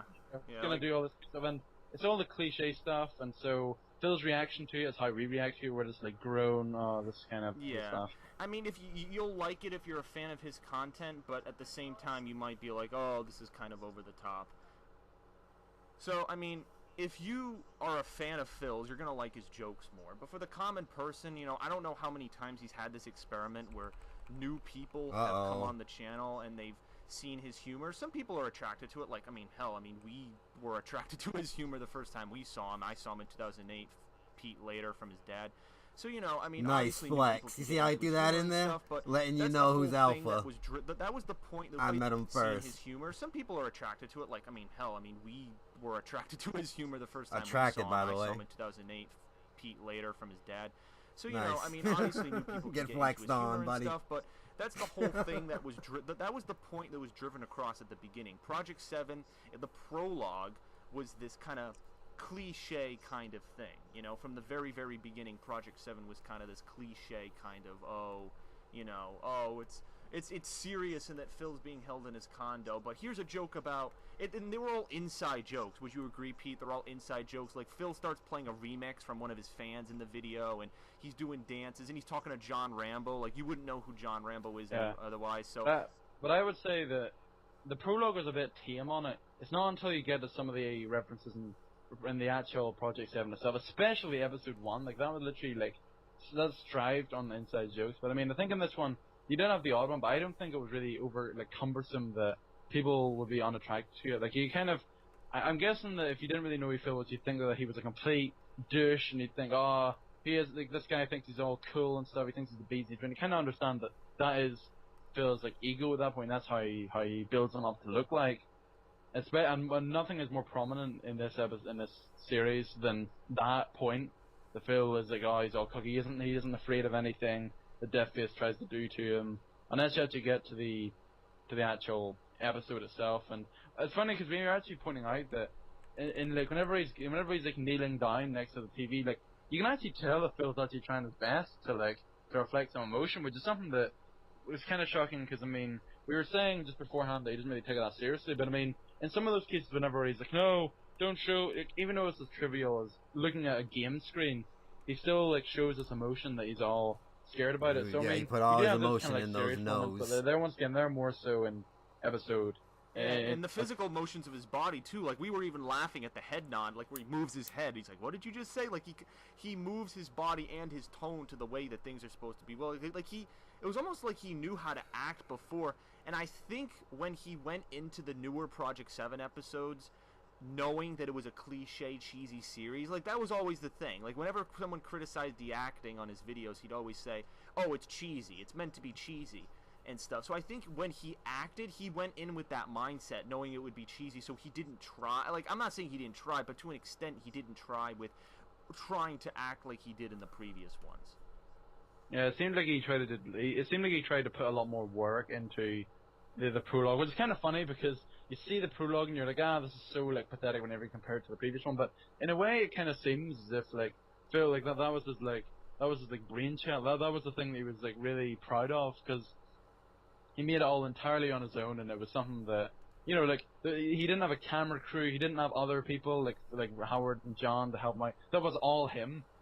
All 3 episodes was just all him. Everything that was done there was all his.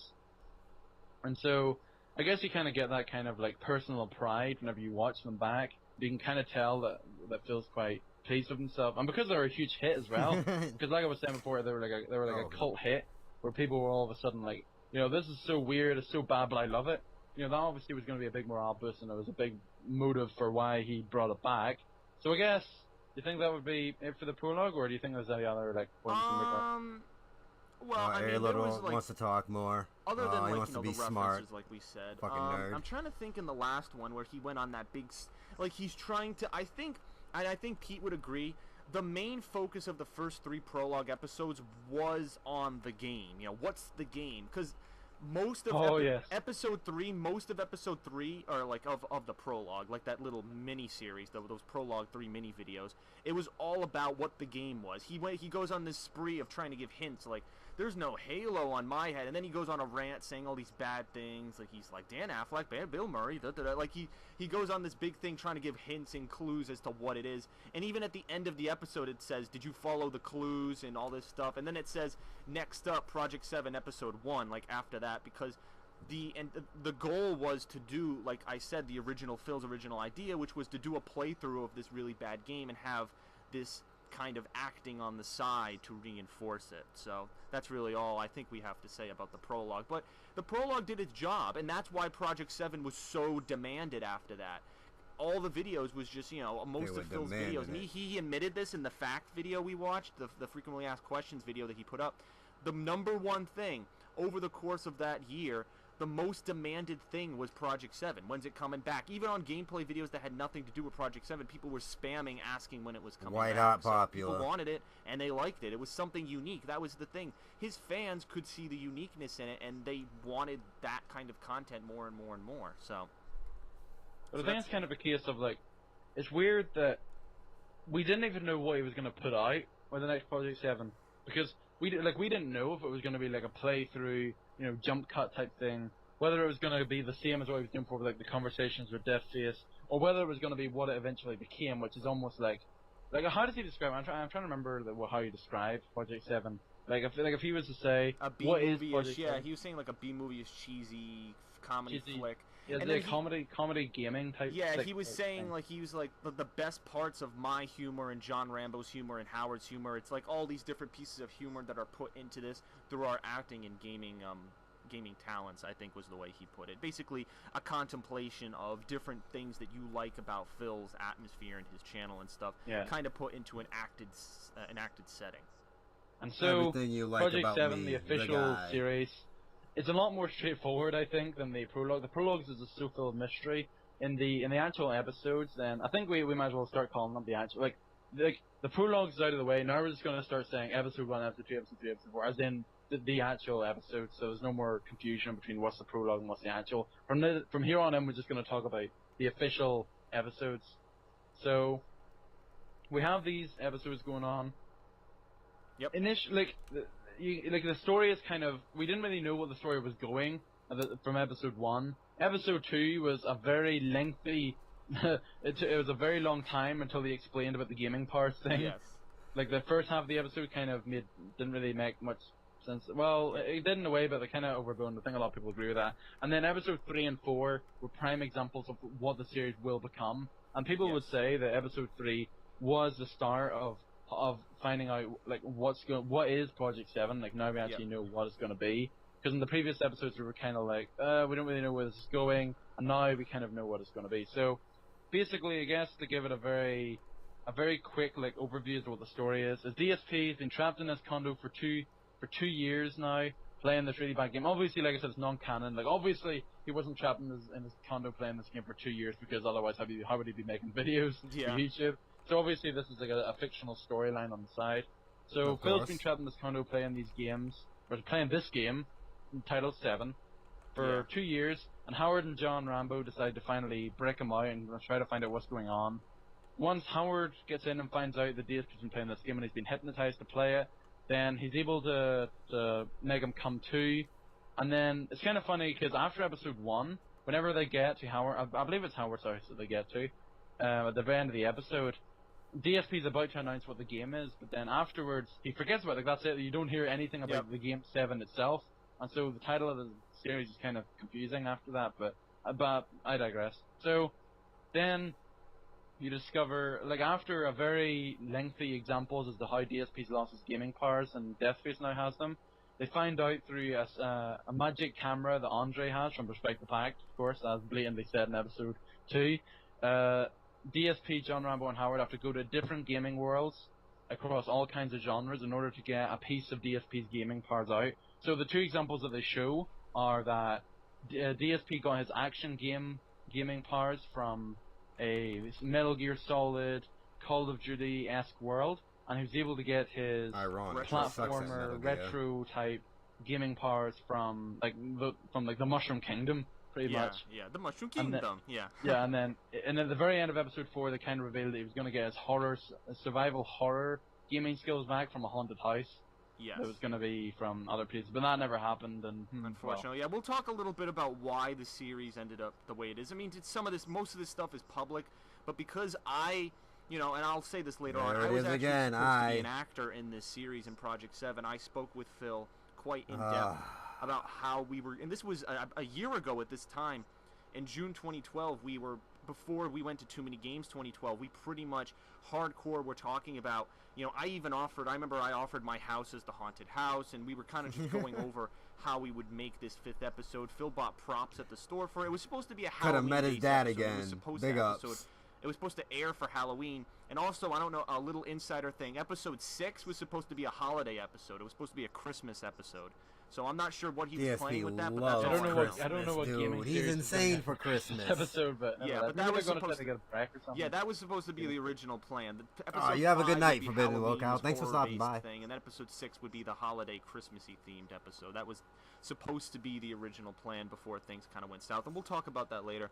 So what we're going to do is basically, as we've already started doing, dissecting each episode, 1, 2, episode 3, 7, 4, the haunted house one, the very last one, the one that they teased last. Then at the end, could have been at Aryan Lord's house with Aryan Lord and maybe his dad. Things that we talked about and stuff. So Pete probably already went through episode 1 for the most part and stuff, but no we'll problem, look boss. at the specifics of the things that we liked and the things that we didn't like throughout the episode.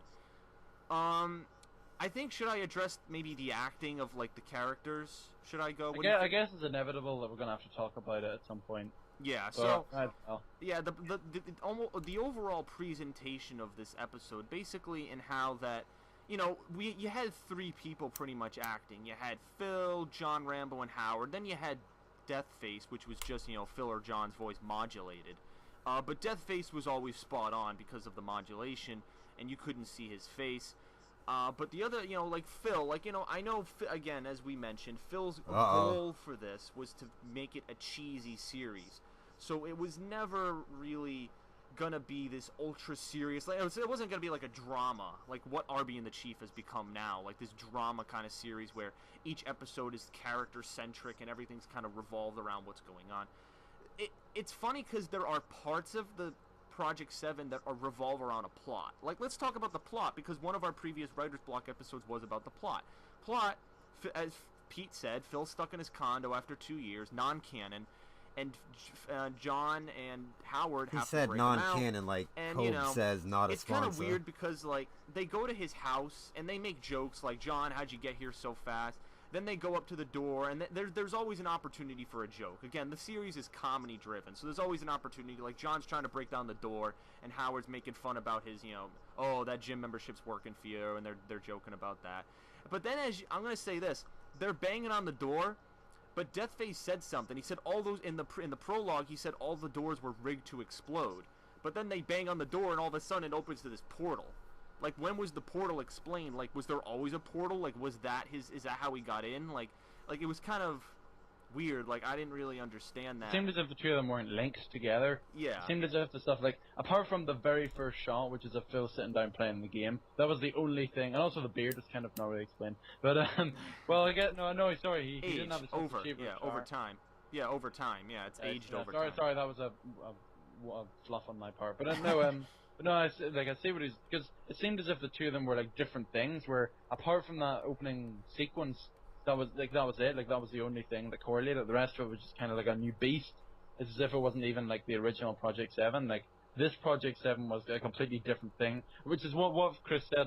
The original intention was to be a playthrough, and now it's this comedy series where they go to different gaming worlds. With anything, I like continuity. go to the orb for an example, because we said Oh, that. boy. I actually Don't said look at this. that. I said this in the last. I almost said Project 7. I almost said this in the last Writer's Block. Sorry, not Project 7. The last Writer's Block episode, I said this. Remember how at the end I was toying with the notion of the cloning thing? Remember we were talking about how it's central to the ending of the book, so I need to put it in the book somewhere. So I don't want it to just spawn out of midair. So Noah at the end of the book is like, oh, you're a clone of somebody. But why would that just be random? Like, I have to have that somewhere else in the book, so it's explained. So it's an idea that the audience understands, so that when they come to it at the end, it's a shocker. Like, I think Pete used an analogy in the last Writer's Block, saying about, like, Superman in this battle, and then he throws a meteorite. I think this was your example. He threw a meteorite, and it's like, oh, you have this meteorite power? Like, I didn't know that. Like, yes, I have this power, and I'm gonna kill.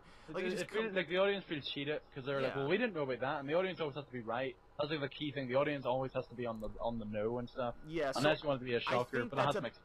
That's a big thing for this series. You kind of feel cheated, and there's a big thing that Pete was telling me. This is his big pet peeve with episode 4.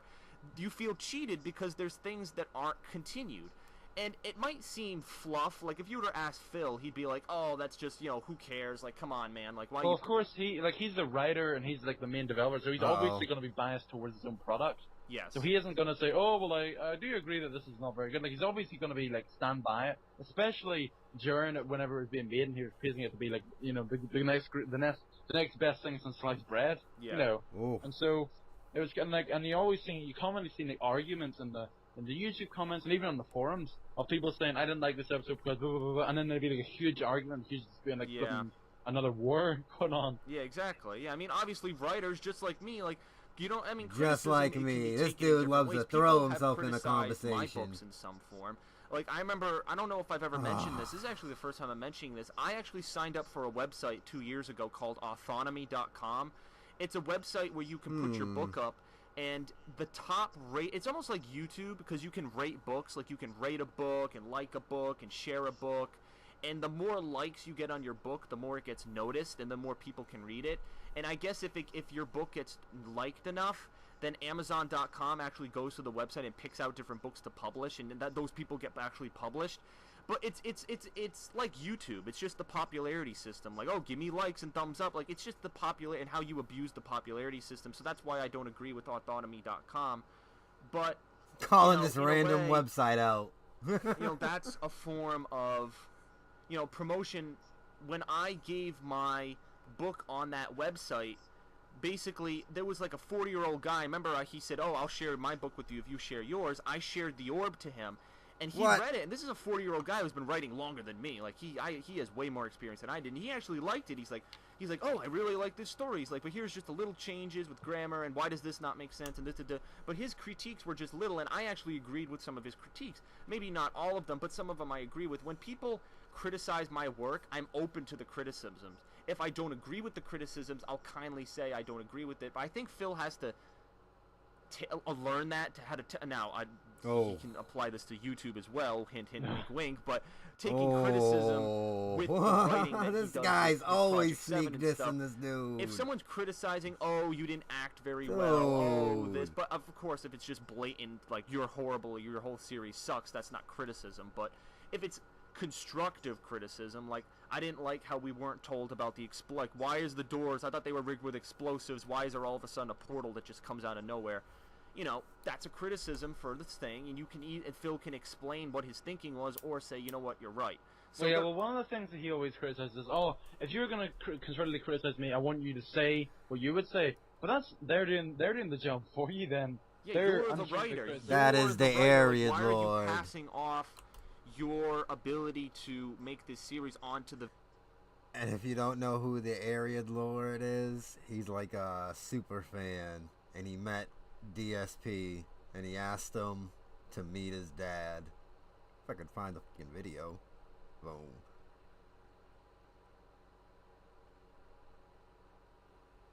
I think there's like 3 or 4 more videos we didn't get up. So Yeah. I have a cliffhanger all day now, but there's nothing I can do about it.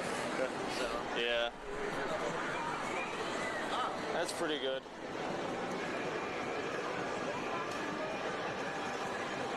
You can meet my dad, he's right there. yeah.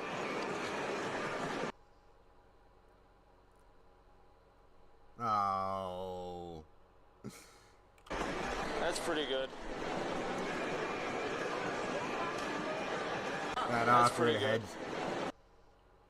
Looking right at the camera. Oh.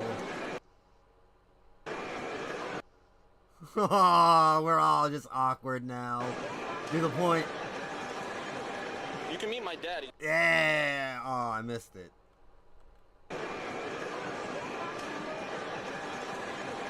You can meet my.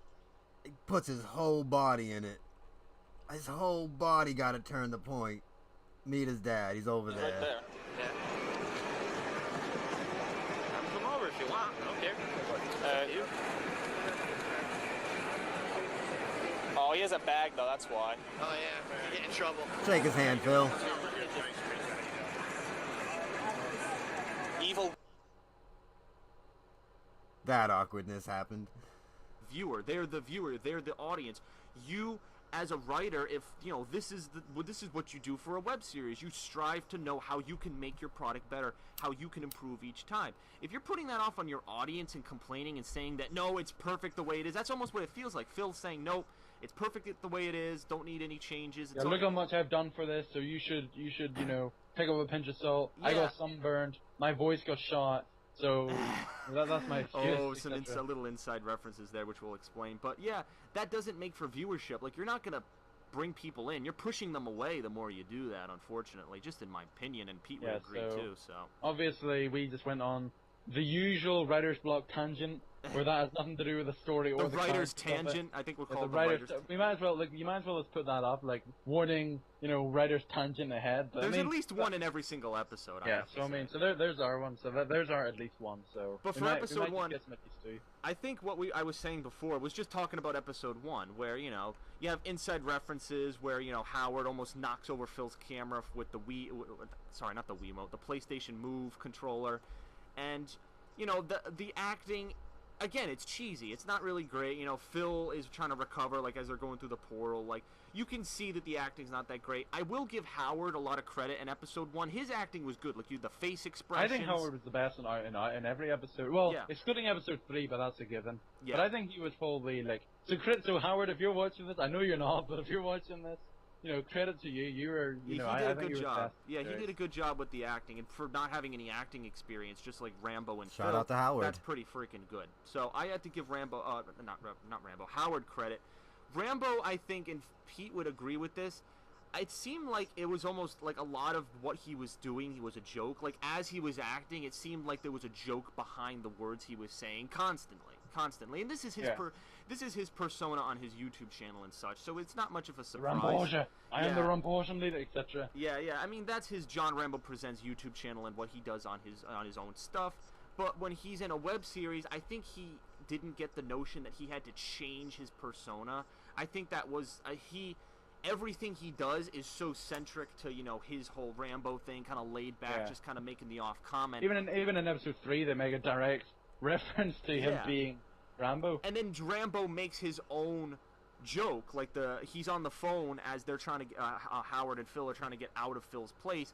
Rambo's on the phone. What are you talking about? Shitty acting, shitty voice thing, and that was a comment that a random YouTuber made on John's thing, and then the shittiness. And he made a big and then it was a big thing for his whole YouTube channel. So he implemented one of his own memes into Project 7, which, you know, I guess that's good for those insider references we were talking about earlier. But honestly, once again, it didn't really like. I think it was good because it wasn't like a direct thing. It was a very off comment thing. He just said it, you know, during that one scene. So I mean, anyone that didn't get it, like, they probably would have been a bit like, what? But I mean, like, they probably still would laugh because it was like, oh, haha, he's making fun of the thing he's in. And then people, like, insiders that would get there and be like, he's making fun of the thing he's in. And I remember that because of the whatever convention he went to that he did that for.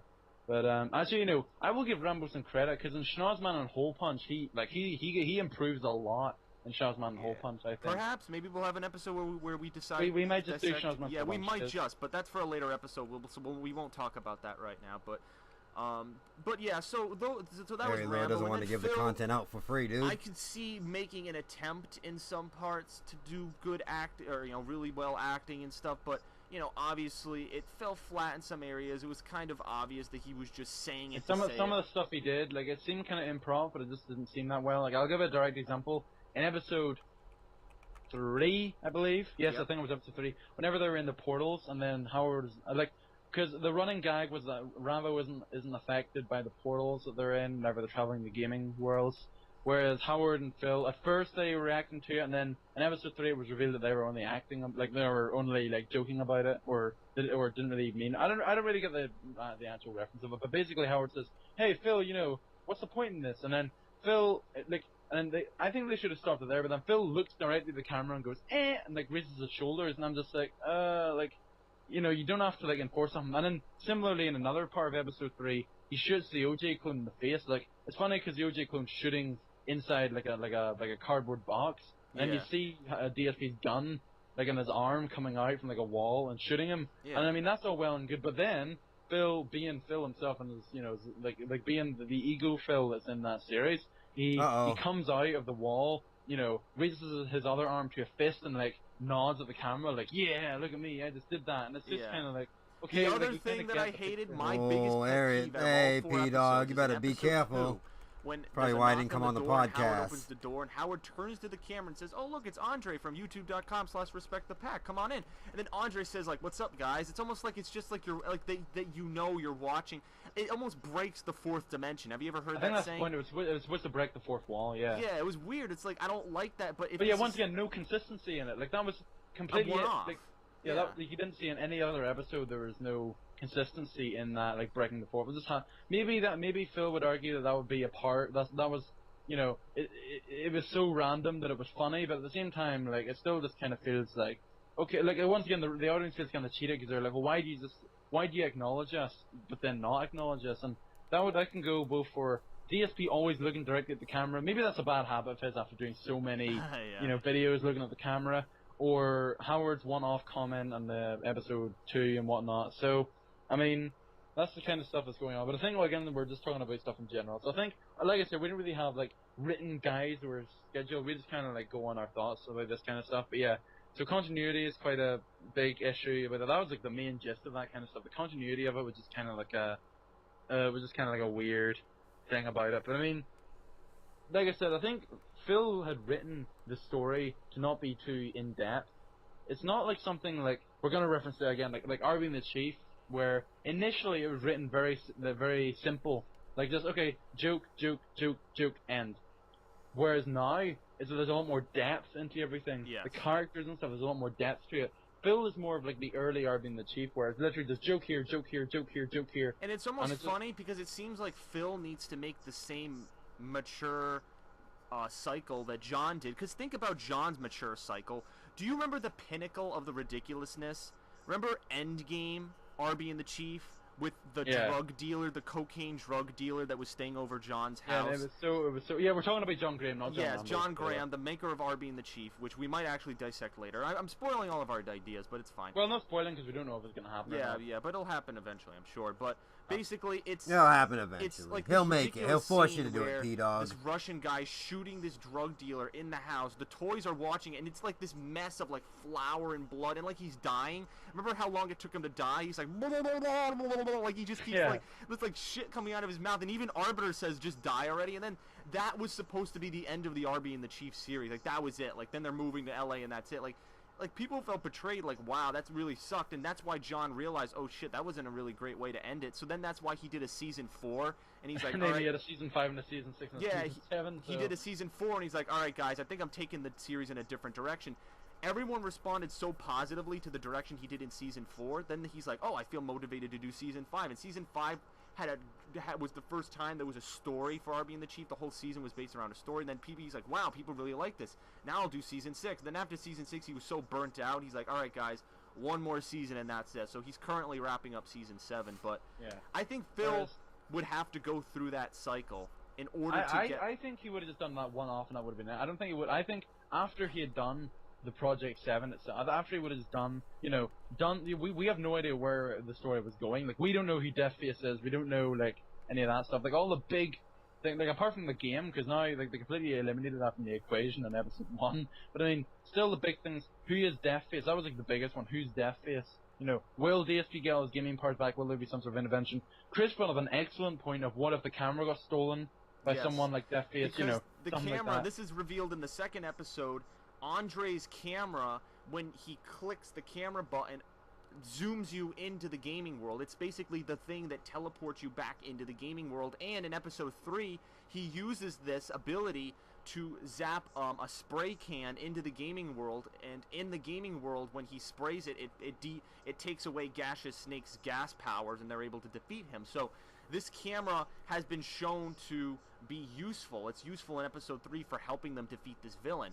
So what if this camera was used against them? You know, what if the Deathface figures out what they're doing and then captures Andre and then uses the camera to teleport? Or No.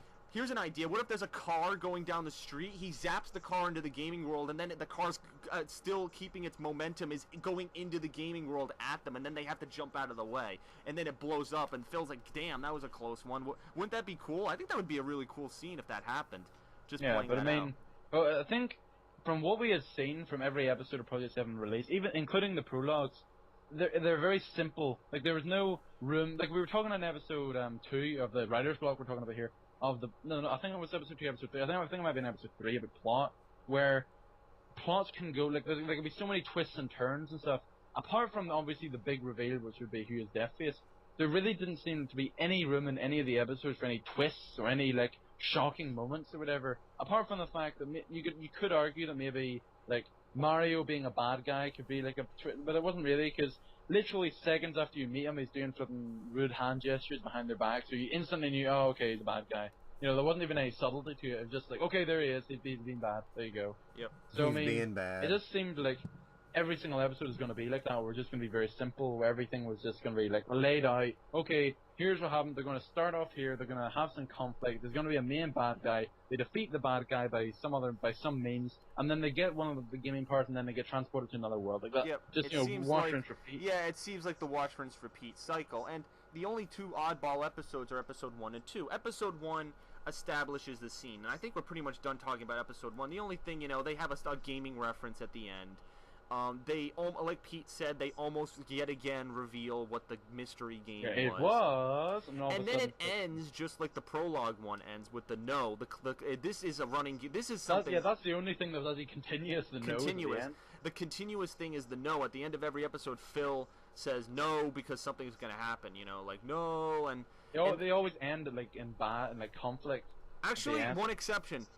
Episode 4 does not. He says no, and then he's like, "Quick, we gotta get out of here." So it does not end with no. It ends with "Quick, we gotta get out of here." Yeah, well, yeah, technically, yes. Technically, yes, technically. But anyway, yeah, so that's episode 1 pretty much, and then Deathface gets teleported in, tells him, yeah, your gaming powers are gone, haha, yeah, all those years.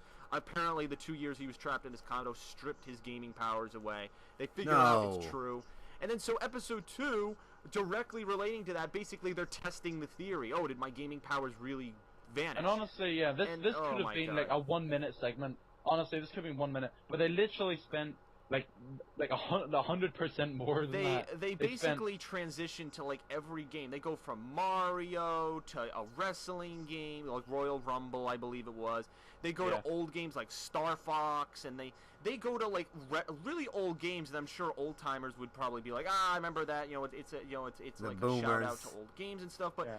it Shout out to drags old on games. way, way too much. It's just, and I think even Phil acknowledges this. That it was just way too Phil much. says that was his personal favorite episode 2. That's And he said because it was just like his playthroughs. But then that's also the biggest criticism. People were like, "There's too much But there's too much Is the gameplay." goal of Project 7 to be like your playthroughs, or is it supposed to be unique and active? I view that in the general story arc of Project 7, episodes 1 and 2 should have been set in the scene. They should have been the equilibrium and the change in equilibrium, where pretty much the first like 3/4 of episode 1 was the beginning equilibrium where DSP didn't know what was going on, you know, and then Deathface's announcement that he had stolen his gaming powers. Then, well, that was the break in equilibrium, and then the chain of events is going to be the entire series where it's trying to get his gaming powers back. But yeah, I think episode 1 and 2 should have been just the opening parts, and so having episode 2 be fun fact, episode 2 is the longest episode of Project 7, I believe. Yeah, and that's why, And so- because it's just gameplay. Yeah, and so for like 10 minutes is literally just them going through every single game, and I guess what I would have liked is maybe like 30 seconds tops on a game of every single genre that they're going to visit in Project 7. I think I'm gonna Now, call I'm not this sure if emote Phil had already curls and outlined every twirls. single game he was going to go to. Maybe not in the order, because then it kind of would have been spoiling. But Well, yeah, you maybe. had the icons. Remember, they go to that loading screen. You Yeah. have the icons, like it's I like. think there's a Pokeball and Yeah, stuff there's that they didn't yeah, use. and there's a coin. There's actually. Oh no, coin. That was for Mario. There's That was a for the Mario. There's the face of the villain, which is probably assumed to be the final level. Like, you know, you go to his. Why lair. the heck is it the bomb? Why the heck is it the bomb? It's kind of Yeah, weird. it's like his Don't play lair. that. Like, oh, let's go to the villain's lair as like the final confrontation, like the final showdown. Oh, no, not the His villain. Death face would be Yeah. probably. I think there was like another gun in there that they didn't use. So I yeah, mean, exactly. So I mean, like, I think they could have used like 30 seconds of every single game. Let's assume the DSP knew what gaming world he was going to go into for the entire series. They should have played a game of every single, from all those genres to show that he couldn't do it. And then, I actually got from the forums, a shout out to whoever said this in the forums, but someone actually said that maybe halfway through, it could show Phil doing really well at the games that he was in the gaming part, he went to the gaming worlds for. But then he plays a game that he hasn't been to yet, and he sucks, and he's like, oh, well, you know, I guess we're not there yet, because he might think, oh, well, that's it, you know, I've done. Oh, so it's almost like that's actually a good idea, like catching the audience up to speed as to what's going on. Yeah, it's almost like a recap as to, okay, this is what Phil has done so far, you know. Yeah, and like so, they're all kind of waiting around, like instead of just jumping from game world to game world, like there's no break. They're going from game world to game world. Even Howard makes the comment, "I'm so freaking hungry." Like they just keep jumping to game worlds. Like they're not taking a break. Like, what if they have to go to the bathroom or get food? Like Howard makes a joke of. Like they're not taking a break. What if they say, "Andre, let's just go back to fucking Howard's house. We're tired and we need to go to sleep." Like.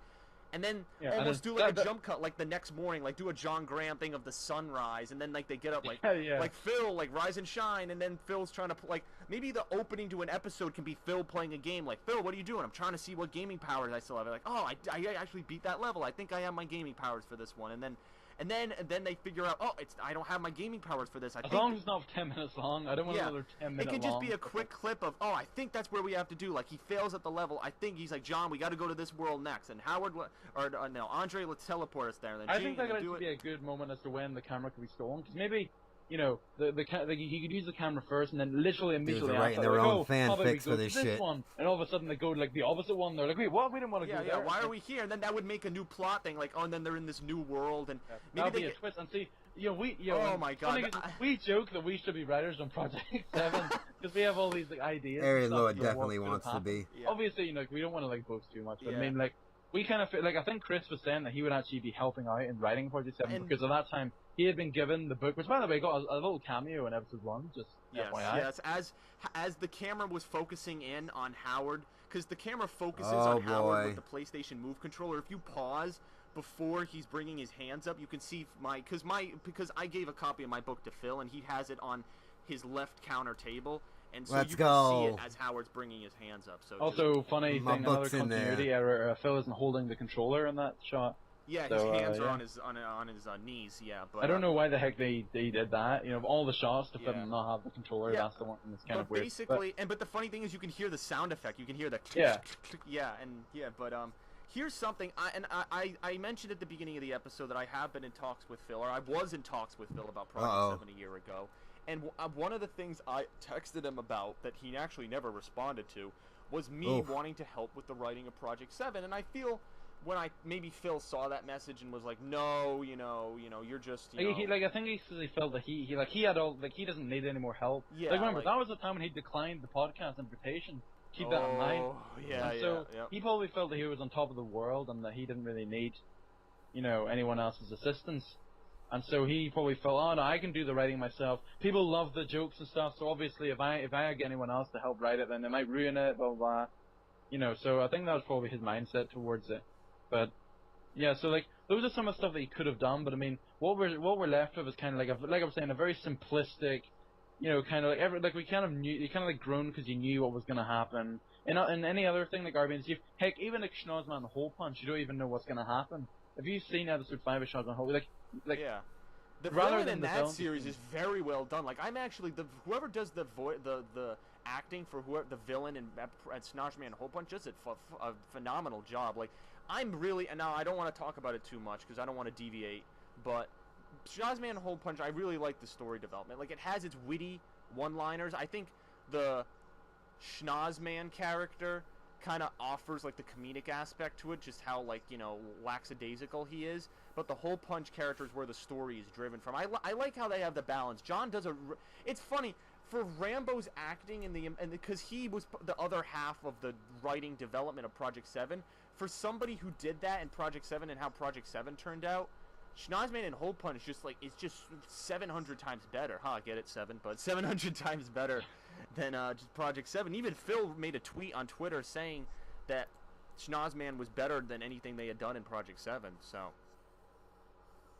So, basically, the story, basically the whole premise of that was the story was right to this, and you kind of knew what was going to happen. You knew exactly, okay, we're going to meet this villain, he's going to get beat, this is going to get some gaming powers back. And I think it's not until, I think that's why, if the series did continue, it would get very just stale. Because, I mean, you had maybe some people would be happy enough with just the same thing, maybe having like a variety of jokes and whatnot, and like there's no sign of character development, no sign of like change in story or twists or anything, like no sign of anything in particular happening. Like it kind of, they were aiming for one gaming world every episode, and I didn't expect any episode to be like a two-parter in a gaming world. Yep. And so you just kind of knew what was going to happen, and because they had like a limited time slot, they only had like 15 minutes, and because they're as Phil says, they're not all capable of acting at the same time. So they all have to agree on a date for everyone to meet up and start acting and stuff and start doing some work.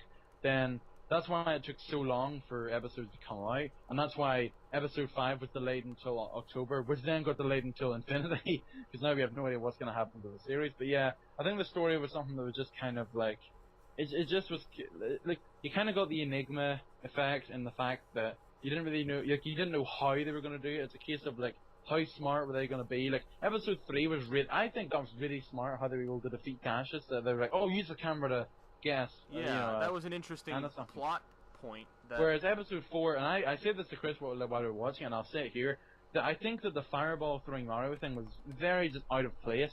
Yes. And it seemed as if like people argue that maybe like interaction between Mario and Deathface would have been quite good because you had no idea what Mario's motive was, and he wanted coins. He's like, Deathface. Yeah, that's the only line. You only get one line out of it, and he is the Deathface paid a mini a coin. Yeah.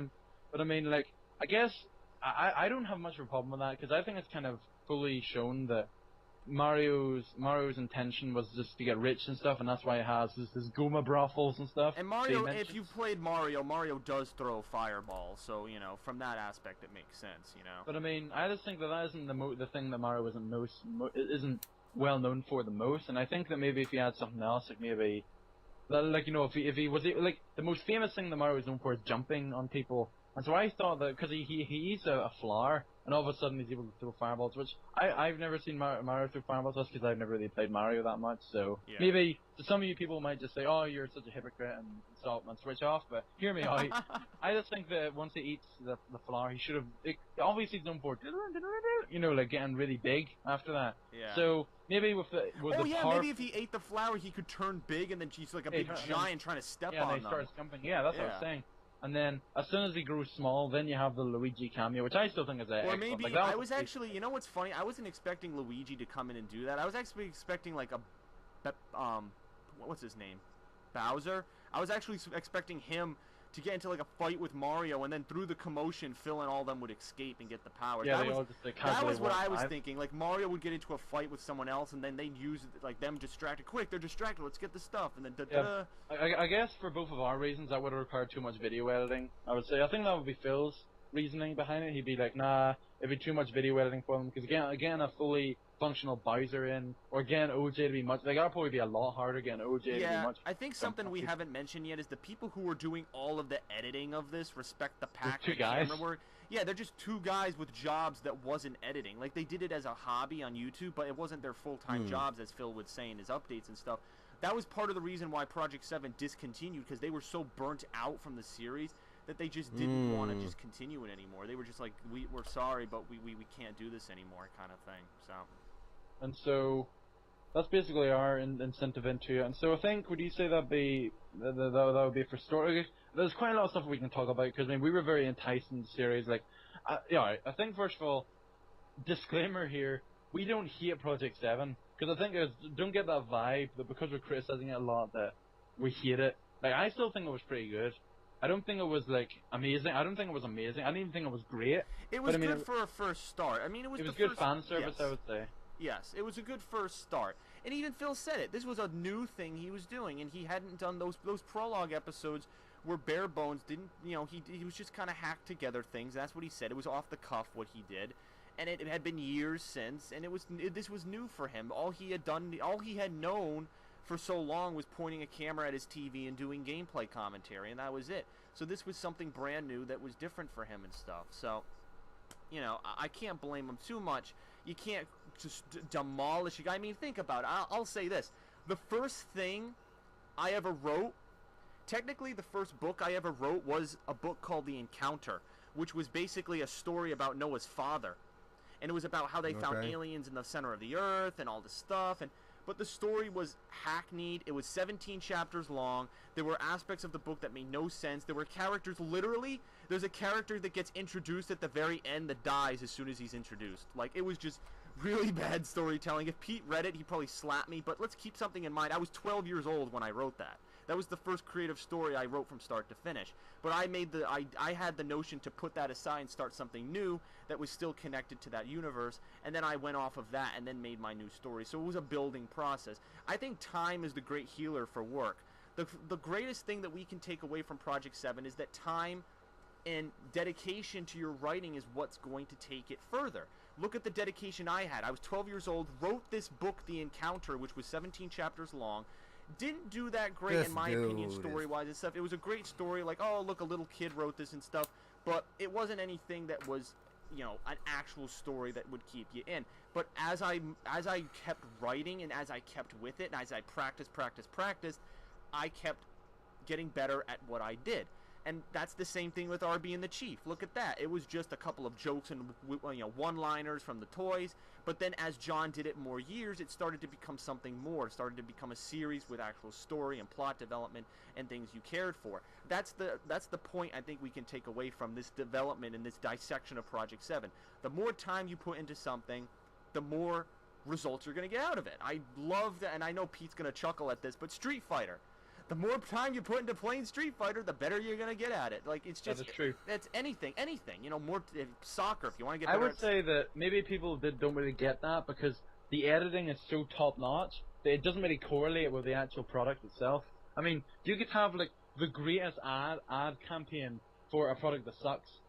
I mean, that's kind of what I feel about Project 7. Well, no, it doesn't suck, but I mean, like, I feel about Project 7 that the editing really outshines anything in the entire scope of Project 7. It just seems like the editing is like the be-all and the end-all. Like, you have the jump cuts, even though some of this stuff is kind of sloppy. Like, we talked about the continuity of some of the cuts, and some of the shots are really bad, where you'd see them do something, and in the next shot they're doing something completely different. Like for example, I'm trying to think of a prime example here. Like, we just mentioned about the hands thing. Like, DSP had his hands on his controller the entire time. Yeah, whenever they zoomed in on Howard's hands were on his lap. Like, it was kind of weird. There's other, like, I think there's too many to count, like, there's too many to just name out here, but you'll see if you watch the episodes, like, sometimes they're kind of, like, clunky, and they don't really fall nicely together in their place, and so, but I mean, apart from that, like, the editing itself, like, some of the, like whenever, like, John jumps on the Koopa Troopa, I guess, he jumps on it, and it, like, explodes into, like, a pool of blood, like, that kind of stuff is really cool, and really neat. Like, Frogger getting ran over is another really neat thing.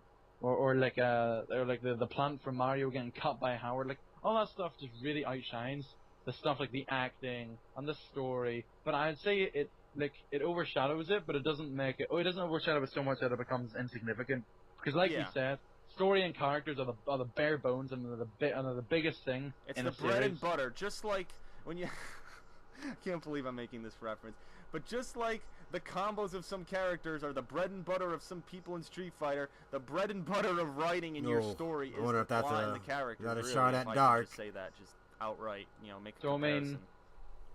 but I mean, yeah, like I said, like, yeah, DSP was in a very privileged position because he was doing it for his fans. It was fans. Episode 1 was just a complete love letter to his fans because there were so many references, goldfish references to start the party, references to just everything. General gaming such as John Rambo's Aperture Science joke or whatever, or the Dark Souls thing, or actual inside references like what I just said before. Like, it was a complete love letter, and then trying to expand it out I mean, they did okay. Like we said, we don't hate it, but I mean, like, and like Chris said, you know, it's like it was like a work, like it was the first time that they had done something like this. So you have to give them some props for it. But yeah, but just some of the stuff that they did was just kind of like irked us. But I mean, we mentioned all that before, so I don't think we need to delete all anymore. So I guess for the second little part of this, which obviously won't be anywhere near as big as the first part. The story is obviously the big thing. I guess we'll talk about the characters themselves. So I guess we'll go over them. Like basically general. So we have 4/5 characters that are the big ones that appear in almost every episode. We got John, or so, why did I mention John first? We got DSP, John, Howard, Deathface, and Andre. They're like the 5 characters that are in it quite a lot. Andre doesn't have that much of a significant role. Deathface kind of disappears after, like, he doesn't really do, like, he is nowhere near as big as a position. And obviously, DSP, John, and Howard are the 3 main characters of the series. So I guess in a like, we're not going to talk anymore about acting or anything. Well, we might talk about it in it. Like, we're not going to like feature it. But in much. terms of look at the terminology we've talked about in past writer's block, we're basically going to explain. You know, all right. Like, remember the dynamic characters we talked about? Like, think of Gaseous Snake. He's not really a developed character. Like, what are his motives? Like, he's just the lackey of Deathface. He's just doing it just because, you know, he's in charge. You know, he views him as like Ocelot pretty much. He views him as like he views him as like his he's boss. He's not he's a flat character. He's not a dynamic character. He doesn't have any development to him. I would argue that because they only had 10 minutes, they couldn't really fit that much development into it. Exactly. If Gaseous Snake was to be like the main villain for this part of Project 7 for like the first few episodes, then they'd have a lot more room for it. But I think that's something that was kind of inexcusable for them. But I think like for the other characters like DSP, Howard, and John, they have the opportunities, I think, to do some character development. But like I said, the story is so simply written that I doubt that any character development from is going to come from it. I think you could argue that in episode 2 when John's like consolidating Phil, that's kind of like a change in his character because John's normally like the badass, like he's all like, yes, I'm not afraid of anything. The fact he's actually like consolidating Phil, who by the way, I think that's one big thing I guess we might as well talk about. You could argue it's character development, but I would argue there's no continuity. Where, like we were saying at the very beginning, the DSP in the vlog episodes was all badass and egotistical and ignorant towards Deathface. At the start of episode of the actual Project 7, he just seems kind of like defeated, especially after he gets beat by someone that's super turbo. Then you just kind of see a complete transformation. But I mean, even from like the very beginning of Project 7, he does have the off comment like about the facelift thing, but then he's all like down in the dumps and he's all like, oh, I've lost, you know, I can't do anything, I don't know what's going on, blah, blah, blah. It's a complete change in character from what he was in the prologue. And so, you could argue that, but then DSP just kind of remains stale. Like, obviously he's the main central character because they're trying to get his gaming powers and Deathface is his nemesis. But it's just still a case of, like, well, you still don't, like, you would know about him from his YouTube persona, but you don't really know much about him series-wise. If you're a brand new viewer, you have no idea who this guy is. You have no idea what you're supposed to think of him. Is he supposed to be like a hero, even though he's been in that position? But does he have the traits of a hero? Okay, maybe he's kind of like he's brave in terms of doing all this stuff. But I mean, he has like the off comments as humorous. But I mean, it's still just like he doesn't really have much like depth into it. And you could argue that that's time constraints, but I would just argue that maybe it's just a case of simple writing in the story that's kind of like hinders him from doing anything like that, and whether or not he even wants to do something like that. So that's what I think about Phil in general. So I'm going to take a drink of water, so... Yeah, that's fine. Yeah, you can take a break. I'll take it from here. Oh, boy. Yeah, that's a good development for him. So, characters, you know, but as Pete said, we don't see much development of these characters. And again, what was the purpose of the series? Was it to be a cheesy make money. If it's a cheesy web series, does the definition of a cheesy web series mean no character development? Like, we have to ask ourselves this question, because I think it's something that is sought after in any story, because Phil's telling a story, the story of a man who had this YouTube career, who's being threatened by this mysterious villain who takes his powers away, and now him and his 2 buddies have to go into the gaming world and get them back. That's the story. But are you going to add character development and all of these things that go into a story into it?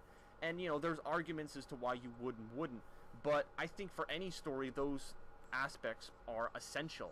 And Pete just gave you the rundown as to the specifics for these characters, and honestly, I mean, yes, there are things that you need for these characters if they're going to be developed and stuff. You know, I don't know if you said this, but there's that scene in episode 2 where Phil loses when he's playing Super Street Fighter 2 Turbo to that Oh, no. really fucking that fucked up homeless guy, and then John's consoling him, saying, look, Phil, we'll get over this rush patch, we'll do gameplay together. And it was kind of sincere. Like, John did a good job, Phil did a good job, kind of all down in the dumps, depressed that it was true that he really did lose his gaming powers and all that shit. Oh no. But I think the extra character depression development mode. wasn't really stressed, and again, I think it's just because, like Phil said in the FAQ section, he said this is based on us in real life. So unless Phil goes through character development in his own life, I think Phil's kind of saying, we're not gonna end the series and realizing anything. So I think that's why it might be hard, because think about it. This is a story, but it's kind of based on real life. So Phil would have to analyze how he himself would change, which is kind of big for anyone to just, ask. It's a very bold thing, especially for like your first series. I don't think you'd really want to undertake such a task. Yeah. So I mean, I can understand in that regard why it would be difficult and such. So that's what I have to say about characters. Phil's obviously the biggest one, so we have to have him with time on him.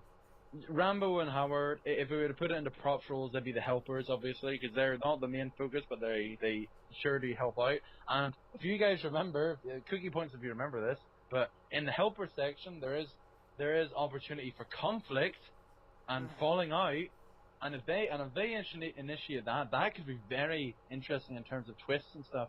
Like, what if one of them like all of a sudden like betrays them, or what if something happens between the three of them? But then you kind of think that they're so close-knit that it's never going to happen, and so that would probably be Phil's defense to that. But there's still room for it if it's there. I mean, it could happen. Like, what if Andre? What if Andre betrays him because his character is really given? Because Andre could be like the donor. Andre's the donor as it is, because he gives them like the opportunity, like the transportation to these gaming worlds. However, like I said, the donor and the false hero are so close together that he could easily just say, "Oh, but I work for Deathface, so I'm going to teleport you somewhere else." So maybe if it's not even the Caribbean scope, maybe it was just Andre betrayed them. For all we know, it could be anything like that. And so, like I was saying, like Howard and John, we might as well categorize Howard and John as the same person, because Howard is more of the silly one. Like, he's more the doofus. He doesn't really know what he's doing. He doesn't know the consequences for his actions. Rambo's more the badass one. Like, he isn't afraid of anything. Like, yes, I will do whatever it takes and stuff. And it's funny because that kind of like reflects how he's like on YouTube anyway with the show. At that time, that was how he was actually like on his like show and stuff. Whereas Howard, I think he would have been quite hurt if someone said, "Oh, you're naturally stupid in real life" or whatever. I don't think he did like that. But the two of them, they pretty much just help Phil around. They don't really have much. They have even less development than Phil, because they're just kind of like they're just there. They do like the stereotypical helper roles where they comfort the hero in his time of loss and stuff. They just kind of sit there and they rub his back whenever something bad's going on. So, like, you can't really say much about them. Like, they don't really do much. Sure, they help out. Like, they're firepower in episode 3, and they really don't do anything in it. Well, I guess you could say John Rambo does the leaf blower thing to the ghosts. But I mean, like, that could have been done by anyone. But yeah, like, so they don't do anything. I don't think any of them have done anything significant. Yeah, like all they do is use the props to their advantage. That's really all they do. So I mean, you can't really say much about them. Like, they're not really explained that much. Deathface is even less. So Deathface literally, like, you didn't know anything about him in the prologues, and you still don't know anything about him now. Apart from like it seemed like in episode 2 you finally got an incentive into who Deathface really is. Unfortunately, it was the typical like Justin Bieber loving, Twilight loving, basement. Who his mom? He lives in his mom's basement. Like this, it's like this kind of. It's all the cliche stuff, and that's one thing I didn't mention about just how cliche some of the stuff is. Yeah, I think we said that earlier on with the jokes and how cliche they were in some regard and whatnot. So. And so. Basically, Deathface, so you kind of get these like maybe he's a sado and stuff, and this could all maybe entice everyone into finding out who he really is. Like, we know that this guy is like a basement dweller. We know that he likes Justin Bieber and Twilight, so he must be a really sad individual. And a load of people said, "Oh, it's going to be Steve Jones," who, if you don't really know that reference, then oh no, it's a long story. But long story short, Steve Jones was the one that got Darkside Phil, his regular YouTube account, down from YouTube. But anyway, I digress. But either they could go with the easy route. Yep. Either way they go with the easy route, or they just go with like, or they just kind of or it could just be a complete twist, which I completely doubt. But and then Andre is like the regular donor. He's like he has very little relevance because you don't know anything about him. Yeah. And I guess it's kind of what the donor's like. You don't really know much about the donor unless he plays a significant role later on, which it seemed like Andre wasn't really going to. And that's pretty much it. The villains are just typical. So, yeah. Stuff. So we pretty much went through everything, plots, characters. We dissected Project 7, went through all the various ways that it could be done, ideas of our own that we offered. I'm going to make a concluding statement about Project 7. Then P can give his ideas on Project 7. Then I'm going to preface things that are going to happen next week just to get you ready for the big thing that we have going on next week. So Project 7, good idea, good starting series for Phil. It's a step in the right direction for him. Honestly, you know, he can't do it anymore because he doesn't have a film crew, but I think it was a good starting thing. But as I said earlier, if he had more time to do it, then he definitely would have found success. I think if he kept getting fan feedback, because you have to give him credit, the episodes did kind of get better as he went on and on. So, well, episode 3 was really good. He was like, no. Kind of, like, you could see where it was coming from, but episode 4 seemed like a non-part. But there was the potential to be better. There was the potential to be better, and you know, I had talks about I was going to be in Project 7 Episode 5 as an actor. We had ideas to do this full Halloween theme thing with some Scooby-Doo references and all that stuff. So it seemed like Project 7 Episode 4 was going to, or 5 was going to kind of be like 4 and 3 combined in a sense. So I don't know. I guess congratulations to Phil or kudos to Phil for having the dedication along with Howard and all the other people, John and Andre and Respect the Pack, for having the dedication to put this series together. It was a good run, but I think in the end, you know, it could use some improvements, but that's basically our dissection of it. So Pete, if you have any I guess, well, alright, well, basically, I would say that it was pretty good. The premise of it was very smart, I think, where someone has to go to different gaming worlds to get his gaming parts back. I think it's very original. I'll give him credit for that. It isn't like like some sort of like cliche story that's been done 101 times. It was a very original premise. Some of the problems that we mentioned could have been fulfilled with expanded times, with longer episodes perhaps, because they're only like 10 minutes long, you know, it had to make it very short and snappy, especially episode 4, where it just seemed like Mario, you just kind of knew who Mario was, and all of a sudden he died. It was kind of like, oh, well, okay. And if they maybe extended it, perhaps, I call it like the TV one, where it's like 30 minutes, pre R being the Chief episodes, where they were 30 minutes long. If they had stuff like that, then maybe it could have been a lot, then maybe they could have fixed some of the problems that we had mentioned before. But yeah, I still think if it would have continued, it had the potential to be as good as it was. And I think before we're going to have one final question to Chris regarding Project 7. Yep. And I'm not sure if you want to like make this quicker or not, but if Project 7 Episode 5 was to happen, and Phil went to you and said, how do you want the episode to go, how would you respond? I would probably say that, you know, that maybe there should be a character in the haunted house that they were going to do that should be focused on a little bit more than maybe Gaseous was. But they definitely need to explain some things about Andre. Basically, the focus of the episode needs to shift. A lot of the things that we said during the course of this writer's block episode, basically all the improvements. Now, it wouldn't be a complete rehaul, but just little changes. I don't think we would have had to make a huge transformation in episode 5, because anyone viewing the series at that point would have been like, whoa, like, you know, this series changed, like, holy shit. I think little changes here and there, if you kept adding progressively over the course of the next couple of episodes, the audience would have noticed. And they would have been little changes, but they still would have impacted the series. So I think that is the central way that Project 7 probably... I also think that if Episode 5 ran the exact same way as 3 and 4, then people would have started thinking, this is getting it's starting to get kind of stale now. And then DSP would have started to like panic, because they were like, oh, well, what do we do now? And then you could have had that fear being a complete overhaul and being even worse than what it was before. So... yeah, basically that's the Project 7 thing completely wrapped up. Ouch. We may do more of these in the future regarding other internet stuff, because we do have a few in mind. We did mention some of them during this episode. Schnozman and Hole Punch by John Rambo, potentially R.B and the Chief by John Graham, which will be concluding this summer, so that might be a perfect opportunity to do it.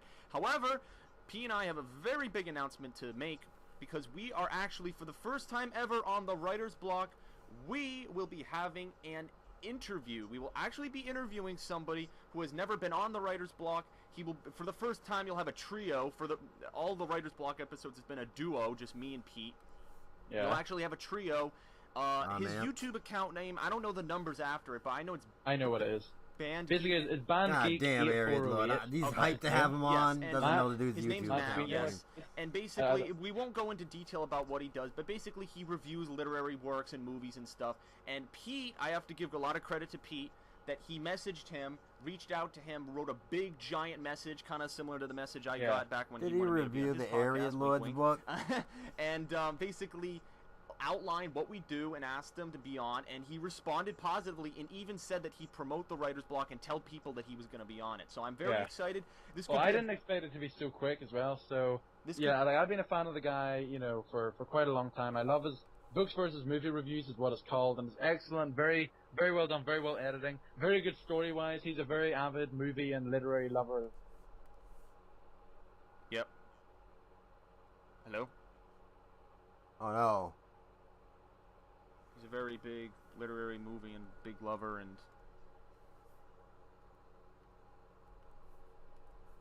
Yeah, but yeah. Oh, well, what's going on? We having a problem? We having a problem? Yeah. Yes, I can. I can hear you. I can hear you. I can hear you. I can hear you. Skype I can hear you. Alright, I can hear. Alright.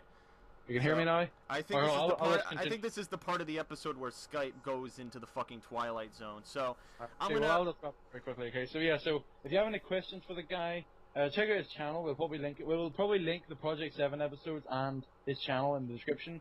So by all means, check him out. He's an excellent guy. So if you do that, then I'll give you a nice big high five in response to that. And yeah, so we look forward to that. It'll be like an interview slash talk, pretty much. It won't be like a strict formal like, oh, tell me about yourself. Like, it'll be nice and relaxed. It'll So be similar to great. what it is now. So alright, that's it for the Writer's Block episode 6. Yeah. And Oh, yeah, just very quickly, we actually have a writer's block section on the AridLord.com. yes, finally on the It's AreaLord.com, very- I did put a it's Writer's very Block but I mean, section.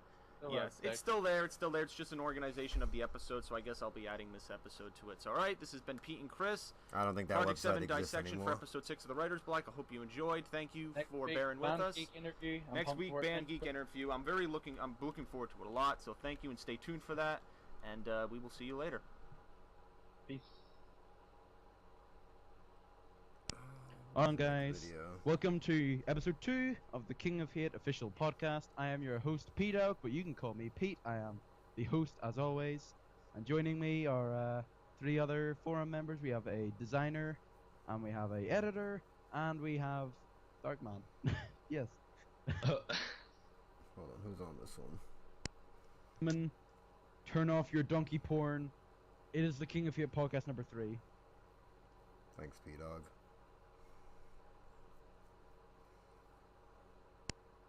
Downtown? Okay, yeah, hello everyone. What is up, guys? Welcome to the King of Hate podcast number 4. I am host and regular member, P-Dog.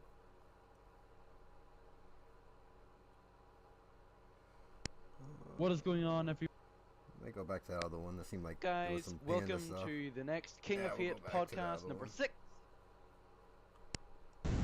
Downtown? Okay, yeah, hello everyone. What is up, guys? Welcome to the King of Hate podcast number 4. I am host and regular member, P-Dog. You can call me P, among other 150 nicknames I've been given the past couple of weeks. Hello, my name is Eric, but on the forums my name is Haraki Ninja. There you go. Nice dots. Hello, I'm Kironiko Vamp. I would not reveal my real name. Smart. There we go. He's, he's like, fuck you guys. And last but not least, my name is Michael, but I go on the forum as Master of Awesomeness. And for the first time ever, we are live streaming this, and I can't really give you talk about the live stream now because, well, by the time you're listening to this, we've already finished. If you're watching this on YouTube, but if you're watching it live, you know where to find us. Anyway, we're gonna be taking live streaming questions whenever we are done, but it's still gonna be pretty good. We're gonna have a good old fun time. Now, yes, we are. We are indeed. So, fun. Also, if you guys hear an echo, sorry about that. Hey, Michael, can you lower down your speakers real quick? Hmm? Can you lower down the speakers a little bit? Is that good? Let's see. It sounds a bit better. Yeah, I think That's so. good. Okay, thanks. Alright, as you can see, very, very professional in the King of Hit podcast today. Um, so, last week's podcast, it was a whole day late, which this is probably going to be because we had a bunch of technical difficulties, but not of our control though, so it's all good. But anyway, it did go pretty good. It was 1 hour and 56 minutes long, I think. It was absolutely insane. If you haven't checked it out, check it out, where there's a lot of stuff where we answer a bunch of stupid questions and we have a lot of awkward conversations and a lot of awkward pauses. But anyway, this week's podcast, right, before we even begin with the topics, there's been a big thing going around with the thread in the King of Hate podcast thread itself. Whenever they're talking about expansion of the King of Hate forum YouTube channel, where Six Monkey, Run Devil Run 007 wanted to start up a new thing for himself and maybe a few other people, because they live in really weird time zones and they're wondering what they could do to expand the channel. So I would like to ask the three of you, what do you like? Do you have any ideas to how we could possibly expand the channel later on? Because I don't think we need to do it now. Expand the podcast channel, you Yeah, mean? expand the YouTube channel as a whole. It doesn't have to be like podcast. It could just be like anything. I don't know. You mean your YouTube channel? Well, it's not mine because I've got a separate YouTube channel, but It's Run Devil Run's channel. I never seen his channel. no, he's talking about he wants to do something to represent the King of Hate forums through the YouTube channel. But you know, the King of Hate forums YouTube is a YouTube channel created by the King of Hate forum users, so they would like to dedicate stuff to put into the channel. But we're wondering what we could do. Like, we've already got this podcast where we talk about the week in terms of like DSP, the King of Hate forums itself, general gaming news and real life news. But we don't know what Maybe, I don't know, maybe have co-op playthroughs of the King of Hate forum members on, I don't know, like Team Fortress 2, maybe Little Big Planet 2. Oh wait, can I say something? I think we should have community nights. Yeah, what Michael suggested just community nights with the forum members. Like, we play like random games, and I think it's multiplayer games, and anyone can join in. But it's gonna be hard to find a game where everybody can join in.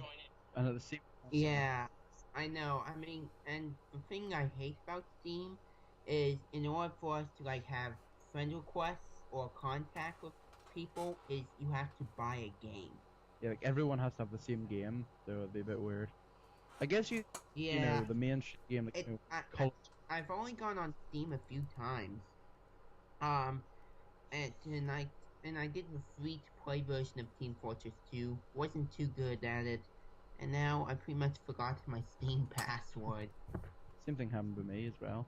But like, that's actually a pretty smart idea, because what we were thinking about in the channel, we never thought about actual multiplayer games, but at the same time, you know, we were thinking about doing maybe like an anime-based thing where people could talk about anime. Because I mean, at the same time, we don't really talk about anime in the podcast, because I don't know anything about anime, and quite a number of people don't really know about it. And anime is a pretty big part of the King of Hate forums itself as well.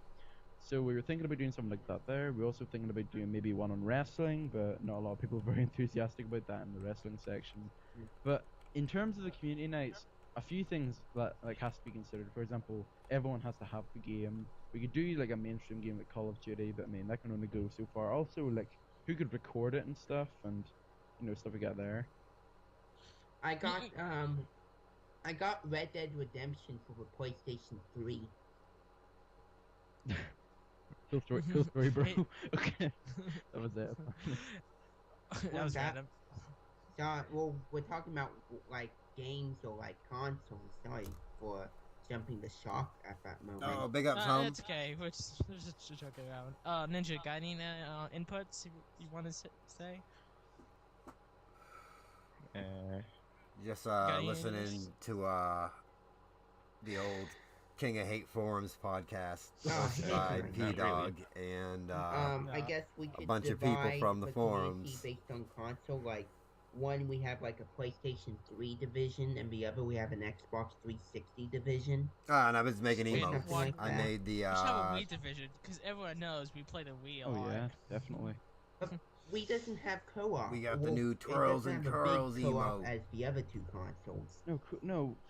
Come on, play from Epic Mickey online, even though it doesn't have online, but we could get online for it, and we'll have a platinum. And then this one's gonna be You mean Dude, Epic Shitty Pete? it's gonna be a guy playing a woodwind We can play instrument, Epic Mickey pretty 2, much. musical, don't you worry. Oh, we'll talk about that later on the Jesus podcast as well.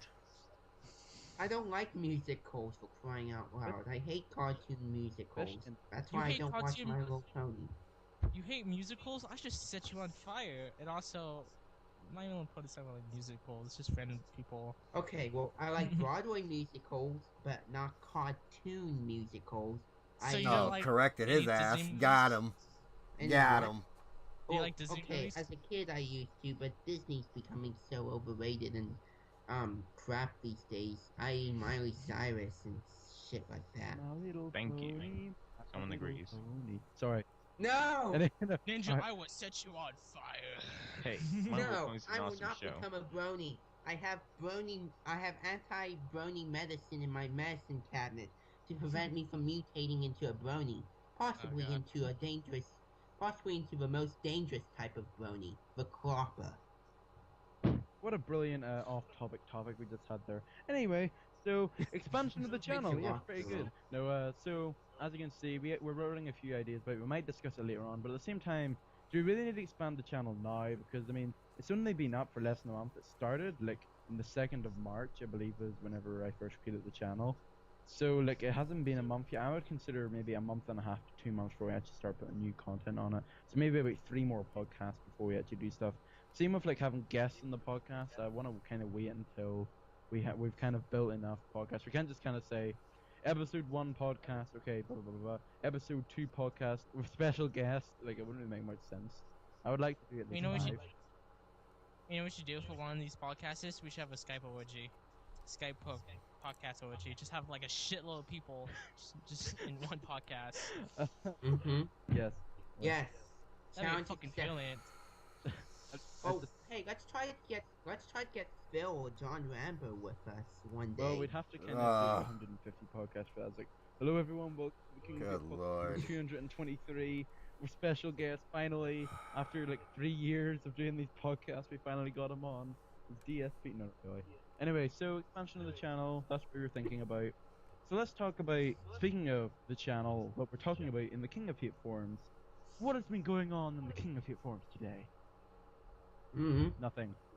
Next. No fucking drama. Yeah, no. Nothing. Except we're having fun with the alphabet story game. That's a very new thread that just spawned. It's a pretty interesting story. I think I'm gonna read out to you right now. This is impromptu. I'm going to read to you a story that we created through the alphabet game. The very first story that's popped up. Okay, so alphabet story game. Already it's got 4 pages and it's only been up since it started today. So anyway, let's read this little story, shall we? Here we go. A young boy walks in on his drunken stepfather beating his mother, and he brandishes his blade, telling him to stop. Chris, the son, then took a bullet to the eye because the stepfather is a crazy a-hole. Drunk with violent rage, father easily beat the poo out of Chris. I don't swear, I'm sorry. Easily beat the poo out of Chris. But then fire casting Ryder burned the father. Gavin was shocked to see this. However, fearing for his life, Gavin dashed out the door, and Iceman Steve came and jumped up in the air while turning the page. While kicking wildly at anything in sight, lashing out and kicking until momentarily he stopped. But then noise started to whisper things. Once they had stopped, he decided he had to pull himself together and go quickly in a mad dash, grab his belongings and set out, running to the nearest ghost town he could find. Suddenly, while walking through a thick shroud of fog, a team of highly trained monkeys spring out of nowhere, wielding... Oh, what are they wielding? Ooh... Penis. I mean... wielding umbrella blades and violence on their mind. Without warning, Wild appeared out of nowhere when Xylophone Man popped out of the ground and began yelling at all of them. Zebras who just wanted some love. I Don't came want up all with these black. people banned. Beautiful. That was beautiful. Anyway, Anyway, moving on. And there's a sequel. Oh yeah, we'll get. Oh. Oh, next week we'll read out the next story. Okay. Moving on. What else? There was the threads. Most notable one was about the Resident Evil 5 comments, but we'll get to that whenever we talk about Phil news. Project 7 Episode 3. We got a preview of it in the Project Section discussion forum. Check that out if you haven't. Can't wait. It's looking quite good. Project 7. Oh yeah. Let's see. You will play 7. I guess the final notable thread that spawned was a Run Devil Run 007 put up a thread regarding 10 facts about you, and it has gone really big. Like a lot of people have been posting up like facts. I think Run Devil Run currently has a record of like 50 facts. I think I'm not really sure, but Oh, I could totally beat that. You like my last 10? It was na na na na na na na na na na Batman. pretty good. Got him, I guess. I think that's pretty much it. Like nothing really big happened, to be honest. I don't think anyone. Let's get into else Phil really news, happened. buddy. Well, just recently, yesterday, there was this new member called Fireworks something that kept on putting threads about video games In the welcome in the section. welcome Yeah, section. it's kind of like what, and he kept making like duplicate threads. So, Firework, if you're watching this, please try and, think. Anyway, so I think that's about it for forum news. A pretty short one, but I just wanted to spice it up with that story. I think it was pretty good. Hope you guys are watching this through live stream or having a blast as well. And if you're not, then flipping get out. Anyway, so in terms of DSP news, what has Let's been go. going on in DSP? He made the weekend preview. Probably the biggest thing that happened was his Resident Evil playthrough, Operation Raccoon City. Did any of you watch his playthrough or like bits? Oh yes. First 4 videos and the final video, and 1 multiplayer video. Didn't have enough time. But I've noticed the disgusting comments about Pan. To anyone that doesn't know, this one was the very first playthrough where Phil and John Rambo and Panda Lee was like joined the crowd around with flipping heck. What was the other guy's name? It's Something I never heard of. I have no idea. He was Grog with Deluxe. Phil on Uncharted and Call of Duty. Yeah. I have no idea who that was. Grog Why didn't they Deluxe. get Howard? Well, maybe Howard is busy with like the. Or it was the dude Joe. Was he always? Yeah. It was one of them. One of them I'll too. find his name now. I don't want to like make him watch his podcast and be so disgusting if we don't know his name. Oh yeah, so Cool Shadow. That was his name. Cool Shadow. So he I was was sitting totally there. wrong. He was doing his stuff. There were complaints that he wasn't like loud enough, and then but probably the biggest complaint was, oh, he's a machinima partner. I'm sorry, Beachy. Beachy just commented there and told me and let me know that I'm very sorry. He's a machinima partner. Oh, is that Howard or Crow Shadow that he's talking about? I'm not sure. I don't think Howard's a YouTube partner or machinima partner, is it? I think he's talking about Guro. Yeah. Oh, okay. Well, still, nevertheless, the biggest Oh. complaint obviously was the sexist comments towards Panda Lee in her very first mainstream commentary.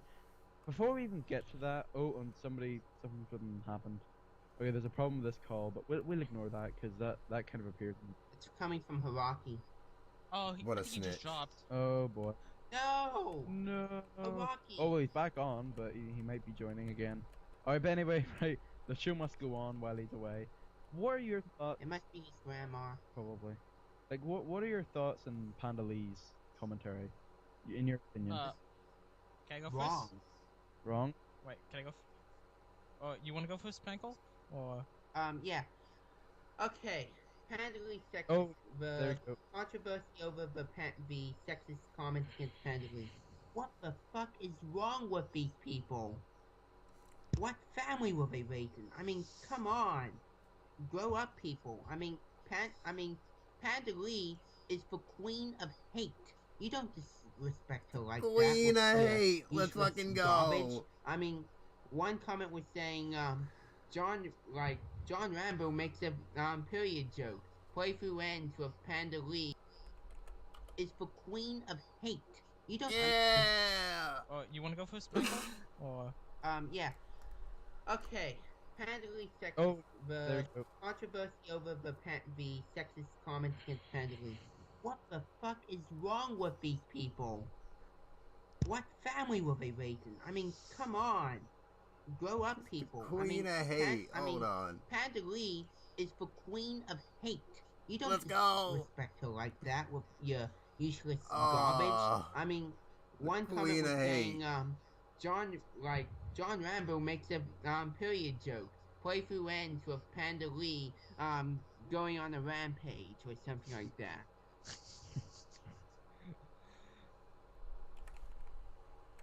What are your thoughts? It must be his grandma. Probably. Like, what are your thoughts on Panda Lee's commentary? In your opinion? Can I go Wrong. first? Wrong? Wait, can I go? Oh, you want to go first, Spankle? Or Yeah. Okay. go for it. No. No. Rocky. Oh, he's back on, but he might be joining again. Alright, but anyway, right, the show must go on while he's away. What are your thoughts? It must be his grandma. Probably. Like, what are your thoughts on Panda Lee's commentary? In your opinion? Can I go Wrong. first? Wrong? Wait, can I go? Oh, you want to go first, Spankle? Or Yeah. Okay. Panda Lee sexist. Oh, there the you go. controversy over the sexist comments against Panda Lee. What the fuck is wrong with these people? What family were they raising? I mean, come on. Grow up, people. I mean, Panda Lee is the queen of hate. You don't disrespect her like that with your useless garbage. I mean, one comment was saying, John Rambo makes a period joke. Playthrough ends with Panda Lee going on a rampage or something like that. Nice. Yeah, that was pretty sexist right there. I gave Panda Lee a +1 rep. Oh, there you go. Just to make Oh, why does Panda Lee have more reps than me? Oh. Alright, no, without that. She has 21. I only have 6. I've got 20. Alright, let's not turn this into a rep thing. We're gonna get shut down. We're gonna get banned from the channel. I'm sorry, Peachy, if you're watching this. Peachy's ban hammer is just about to slam. I know it is. Okay, anyway, so unfortunately, it seems like Haraki Ninja is like disconnecting, but we do have a backup though, because a friend of mine. Oh, what? Oh, he's still there, but he's Sorry, I thought you like weren't there, but you're. I think you turned off video chat. Oh, okay, well that's Did you fine. turn- Sorry, I thought. Uh, Alright, that's fine. wanna go? You wanna share your opinions, Ninja? What's up? About you wanna share your opinions of the Penley comments of the sexist? In Resident Evil. Yeah, in Resident. Oh, yeah. Resident Evil Operation Raccoon City. No, I honestly hate it when people are sexist. I mean, where are these people coming from? Honestly, though Phil has been going through the same type of crap for the past, well, since 2007 really, and he kind of keeps a positive attitude when people just downgrading him like that.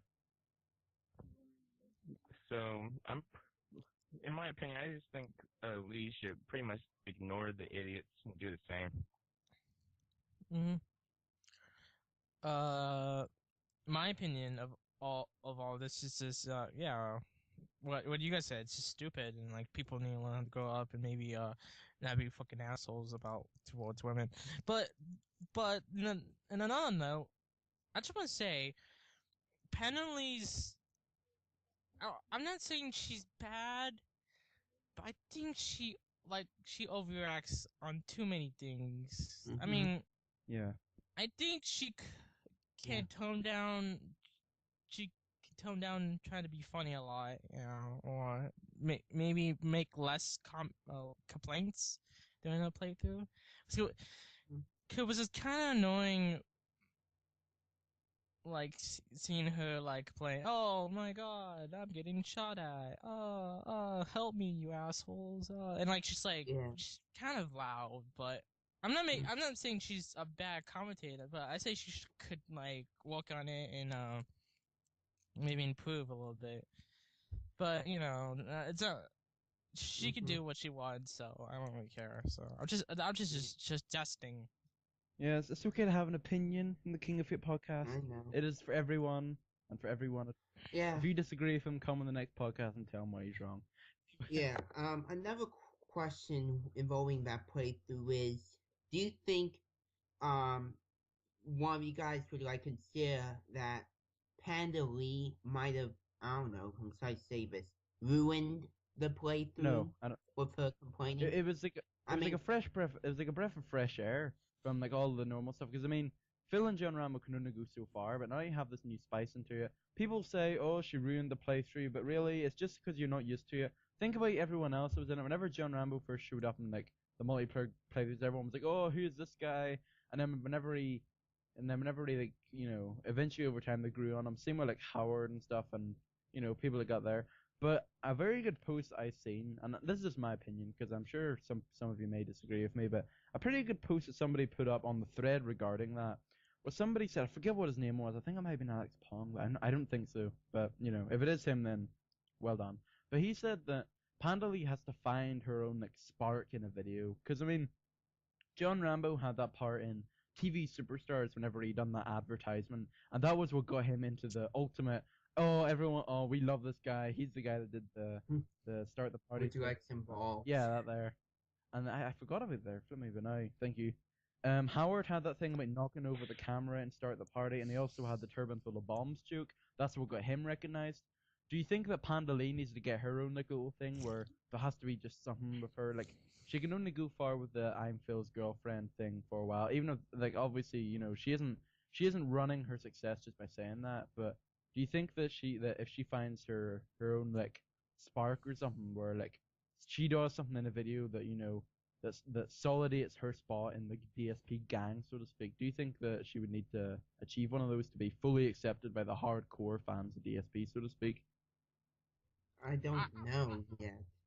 I mean, I liked her in the Ratchet and Clank 0 for 1 playthrough. I mean, that was the funniest moment when she and Phil were talking about, politics at the beginning of the playthrough. I love it how they made fun of Bush in that playthrough, but I don't know, maybe someone in that playthrough, maybe Panda Lee might have gotten her moment, but I don't know. I hope Panda Lee does more co-op with Phil. Yeah, so do I. I hope they do something with an Xbox 360, because they did something with PS3, and they did something with the Wii. I just maybe she'll get her moment with a Xbox 360 playthrough. I have no idea, but anyway, good luck, Panda Lee. What do you guys All think? bow down to the Queen of Hate. Oh yes, the Queen of Hate. Ninja, you want to go? Yeah, not really. I just kind of dozed off for a second. Oh, okay. I'll go. Let me just say, I don't think doing something, like doing something like funny will make you like important. I mean, if you like, I don't know how to say it. I think if you're awesome, you make some funny jokes, sure. Oh. I'm just pulling out. Oh my god, fucking pulling out this in my ass. I'm okay. I'm just gonna say this. She gotta work on her commentary. That's all I have to say. And then if she be somewhat good, then I'll respect her. Sorry if I didn't know what to say. I'm doping today. In response to that, she did make a post relating to that, and whenever she said she is familiar with the commentary style of play, but she used to do stuff like Justin.tv. So she would say, "Oh, well, I've got experience in commentary." So people that are saying that she's really bad, maybe she has something to back it up. What do you have to say to that? Just out of curiosity. She has a YouTube channel, but there's no videos on it. Maybe she should do a game on her channel by herself with some commentary, see how she does. Then maybe we could judge her from that. Yeah. What game should we give her first? I don't think we should force her. I think she should do what she wants to do. Also, wait, she has a live stream? Oh, I didn't know that. Apparently so, but she didn't link it or anything. She just said Justin.tv. So for all we know, she could be from anywhere. So anyway, I bet I can find her. alright, will you do that? That's your mission for the rest of the podcast. Anyway, so all in all, Panda Lee sexist comments. What the heck are you talking about? Get back to your flipping basement where you belong, and you know if Get lost, Death Face henchmen. and They probably look for Death Face. and like Phil said, there's a big difference between I've constructive been criticism and just muted. full-blown hate. Crap. And that couldn't be more flipping relevant in this playthrough. Ah. So you know, also give her a break. You know, even if like I think too many people comparing her to Phil. That's the problem because you know Phil has been doing this for several years now. He's almost an expert, so to speak, in this here field. Whereas Panda Lee, even though she has had previous experience with this, she isn't like you know, like I don't want to say she isn't on Phil's level, but Phil has more experience than her. So don't compare her to Phil. Like don't compare her to anything. Just you know, treat her as like a regular person and like then it's like a different style. Because I think people are too used to Phil's style of like game that they kind of think anything that isn't as good as Phil is automatically bad. You know, like stuff together. I don't really like that attitude of it. So I think to conclude that on that topic, which is a pretty big one, we're about 20 minutes into the podcast now, or about 25 minutes even. I think to conclude with that there, yeah, sexist comments, get out of here. Yeah, get the fuck out. Yeah, Panda Lee should definitely continue co-op with Phil and all that there. Watch her like grow. Maybe she could find her moment. Like she might not even need it, but maybe she could find her moment, and then she could be like you know be you know consolidated. No, not that word. I don't know what word to say, but you know, so she could be officially like. Recognized. Yeah, like recognized in the group, and you know, welcomed by Phil's fans, pretty much, because they're very picky bunches for that. They're a very picky bunch of 11-year-olds, so you know, calm down.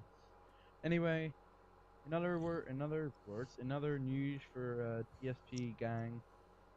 Well, nothing really, apart from the show. I haven't I'm guessing some of you watch the show, which is our rival podcast. No, not really. John Rambo and OJ. They had oh my gosh, I always forget this. This is like the worst part of the podcast whenever I always forget who the heck was the guest in the podcast, but I forget.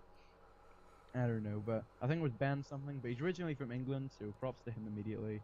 He made a few ones like Boomer's Day Out, you know, check it out. Pretty good, the show. OJ talks about his dreams, etc. Check it out. Yeah, it's a long story. He keeps a diary of his dreams, and then he decided to read some out.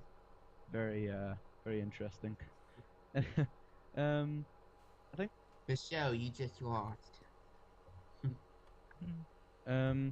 As for general gaming news, what actually happened in the general gaming news, like in terms of general gaming news? I didn't remember anything happening this week. A lot of good things happened this week. If you watched this show, Adventure Time, it's being made to a 3DS DS game actually. Sorry, what game is this? Adventure Time. They make it a game that's like the show Adventure Time. Oh, of course. No, big up to the hustler. I love the show. Let's see what else. I guess in terms of I'm not sure if this even counts as general gaming news, but Ninja Gaiden got a 3 in IGN scale. I actually didn't watch it for review, nor have I seen any gameplay of the game. Mitch Dyer guy from IGN.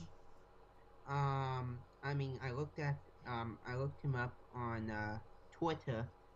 I looked him up on Twitter to find those offensive comments he made about Phil. I mean, and when I looked at, I couldn't find him, but when I looked at his face, like he's this blonde guy with glasses, blonde Canadian, I thought, based on what he looked like, this guy's an asshole. He'll always give these popular games bad reviews just for the fun of it. I don't think he knows how to review games. I mean, he's like on Yahoo Sports, he's kind of like Chris Chase on Yahoo. They don't know how to write articles. They just do it for the sake of it, and just the call out. Give, you know, he just gives games just a random number. Like, I didn't enjoy it, I'm gonna give it a bad review. Or like, What's the co-op? What is for shooting? What is for fun plotline? What is for hot chicks? Bad review. I mean, Phil is right. This guy is truly an asshole ever since he did ever since the controversy involving the PlayStation Magazine.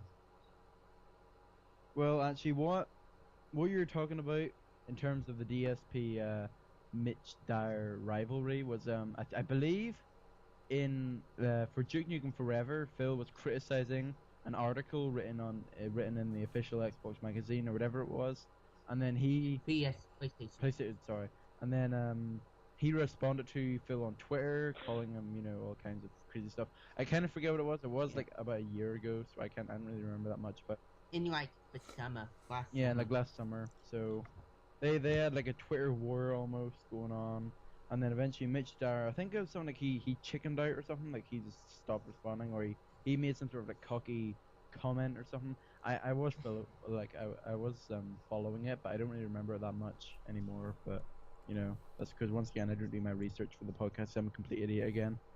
So still, it's kind of funny how Mitch Dyer wrote this review, and you know he has that issue with Phil, and he gave it a 3. Sorry about that. What I forget, what does Phil give it on the Sequel Truth? If any of you watched it, if even he hasn't reviewed he hasn't reviewed it. Oh, I don't think he reviewed Ninja Gaiden 3 yet. Can I just say I played Ninja Gaiden 3 already? How did you find it? And it sucked. Oh, it didn't feel like the other. Because you know Scale why? of 1 to Because 10. it has 5. It has fucking multiplayer. what? Why the fuck does it? It has fucking multiplayer. Ninja Gaiden, like one of the hardest games ever made. Now with multiplayer, what? Logic. Yeah, it has. Yeah, I was like, wait, why? And you know why this game did bad? It's because it wasn't created by Team Ninja, obviously. Yeah, the original creator wasn't part of the dev team, so that's why I think flopped. I mean, what, does every game have to have multiplayer all of a sudden? I mean, that's where companies think. I mean, that's kind of stupid for a game such as Ninja Gaiden 3 to have multiplayer. The only thing that people should do is just enjoy the story and get through the campaign. And Phil said in the final video, I enjoyed the campaign a lot. I mean, there were some issues with combat in his playthrough. I mean, especially with the final boss battle in the final stage. Well, I was going to talk a bit more about multiplayer then, but that's actually our big topic, which I think we might as well get into, because that's pretty much it for news, to be honest. So, good news segment. I think I got more news. I didn't really follow it, but I didn't see anything coming in. Going what on. You got? Let's see. Wait, you guys talk about Assassin's Creed 3? Yeah, we talked about it. I think we talked about that last week or 2 weeks ago podcast, but we have mentioned it and stuff. I think that was back when who was it? I think it might have been Life Leecher was talking about it. I'm not sure. I'm very bad with like remembering names from like stuff. But yeah, we have covered it. Actually, well, we might as well. I've already given my opinions on it, and coincidentally, I have to go to the bathroom now. So while I go to the bathroom, you know, you three could maybe discuss like how you think Assassin's Creed 3 is going to be. So far, it kind of looks like it's going to be one of the biggest releases of this year. So now that it's like set in a brand new story, a brand new time, you know. So what do you guys think about it? Looks like this could be a nominee for Game of the Year for now. Assassin's Creed 3. I mean, I enjoy history. History is my favorite subject. And if I were to pick up this game, I would really have fun with not just the gameplay, but enjoying the history, the historical accuracy with Assassin's Creed 3. I mean, the American Revolution, you can't get any better than that. I mean, it's better than playing in the Crusades or the Renaissance. But I mean, I think this is gonna be the best historical setting. I can't wait to find out more about this new protagonist known as Connor. I mean, I like his cultural diversity, part British, part Native American.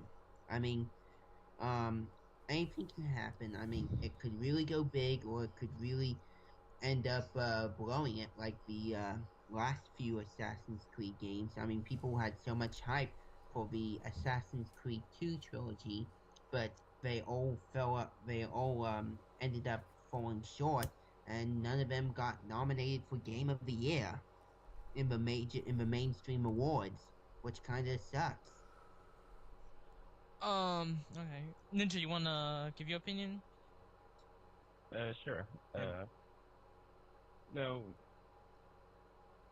Well, I'm kind of hoping that like the other ones, like like we need to use strategy to. Oh, he's got terrible audio. Hello, we'll just skip that. Maybe there'll. No. I mean, in other news stories, Valve have announced that they're not making a new console. No.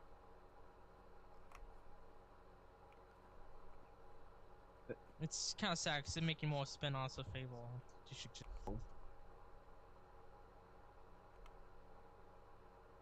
Me like 1 or 2 weeks to get a good team and to beat it. So I was happy at the end. But I think, from my experience, I think co-op makes friends, give a better experience with other people. Like I really hate like competitive, online play, because it's just a bunch of assholes. Oh. Me and my brother both had an Xbox, I think, yeah.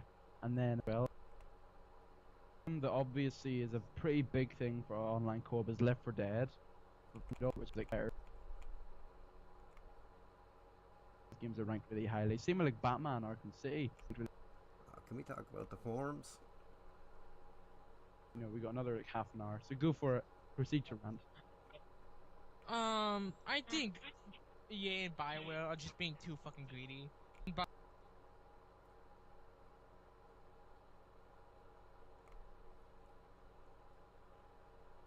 think that its multiplayer is kind of repetitive. Guy we can't hear. Very nice. Like an additional thing that you can install called I think it's called, I don't know how you pronounce it, but it's Sven Co-op or something. It's SVEN Co-op. Multiple people to play it at once. If you're just playing a single player game but with multiple. They do it for. I think they. Alright, so to all you anime people over there, here's a good. I'm gonna give some anime suggestions if you guys. There's something about it that makes me want to read it over and over again.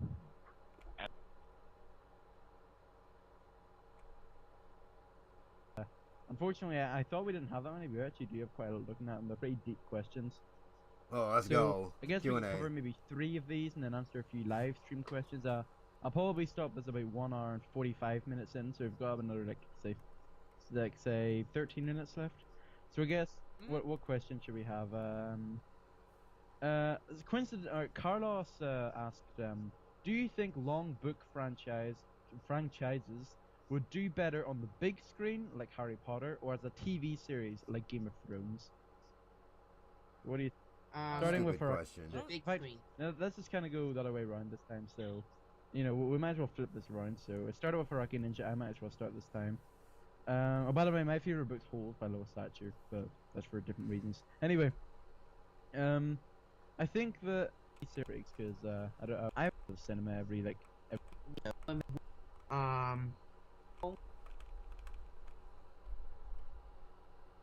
But anyway, Game of Thrones.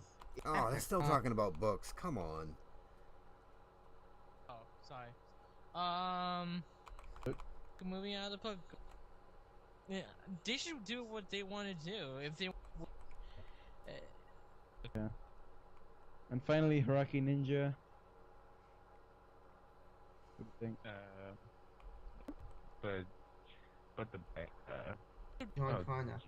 And unfortunately, box office, like Aragon, it got. I mean, there's been a few.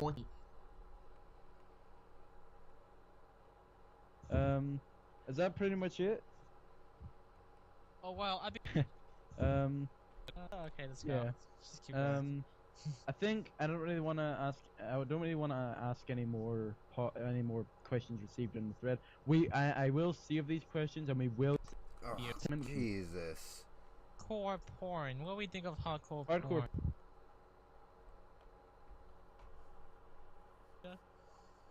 Yes. Alright, go for it quickly because we got some more questions to ask here. So, what's your favorite anime, or do you or? Oh, fuck off. 2+2 equals It's 20, today's it's 22. podcast number. Oh, question. I think we're done. It's just not even anything good in the questions. Ah. You better clap. Yeah, everyone, it's everyone clapping. Good job. People. Panda Lee is the queen of hate. You don't just Yes, that's respect probably her the like best that thing we with found. your Let's clip useless that. The garbage. queen of hate. I mean, what family were they raised in? Okay, Panda Lee sexist. Oh, there The we go. controversy over the sexist comments against Panda Lee. What the fuck is wrong with these people? What family were they raised in? I mean, come on. Grow up, people. Panda Lee is the queen of hate. You don't disrespect her like that with your useless garbage. I mean, Queen. one comment was saying, Not turn this into. okay, Panda Lee sexist. Oh, the there we go. controversy over the sexist comments against Panda Lee. What the fuck is garbage? I mean, one comment was saying, John Rambo makes a Very period nice. joke. But I think that's gonna be it for me. I may stream again later tonight, like same time, late night into the early morning, maybe. Thank you for coming by, and I'll leave with the Ariad Lord. Big ups, Ariad Lord.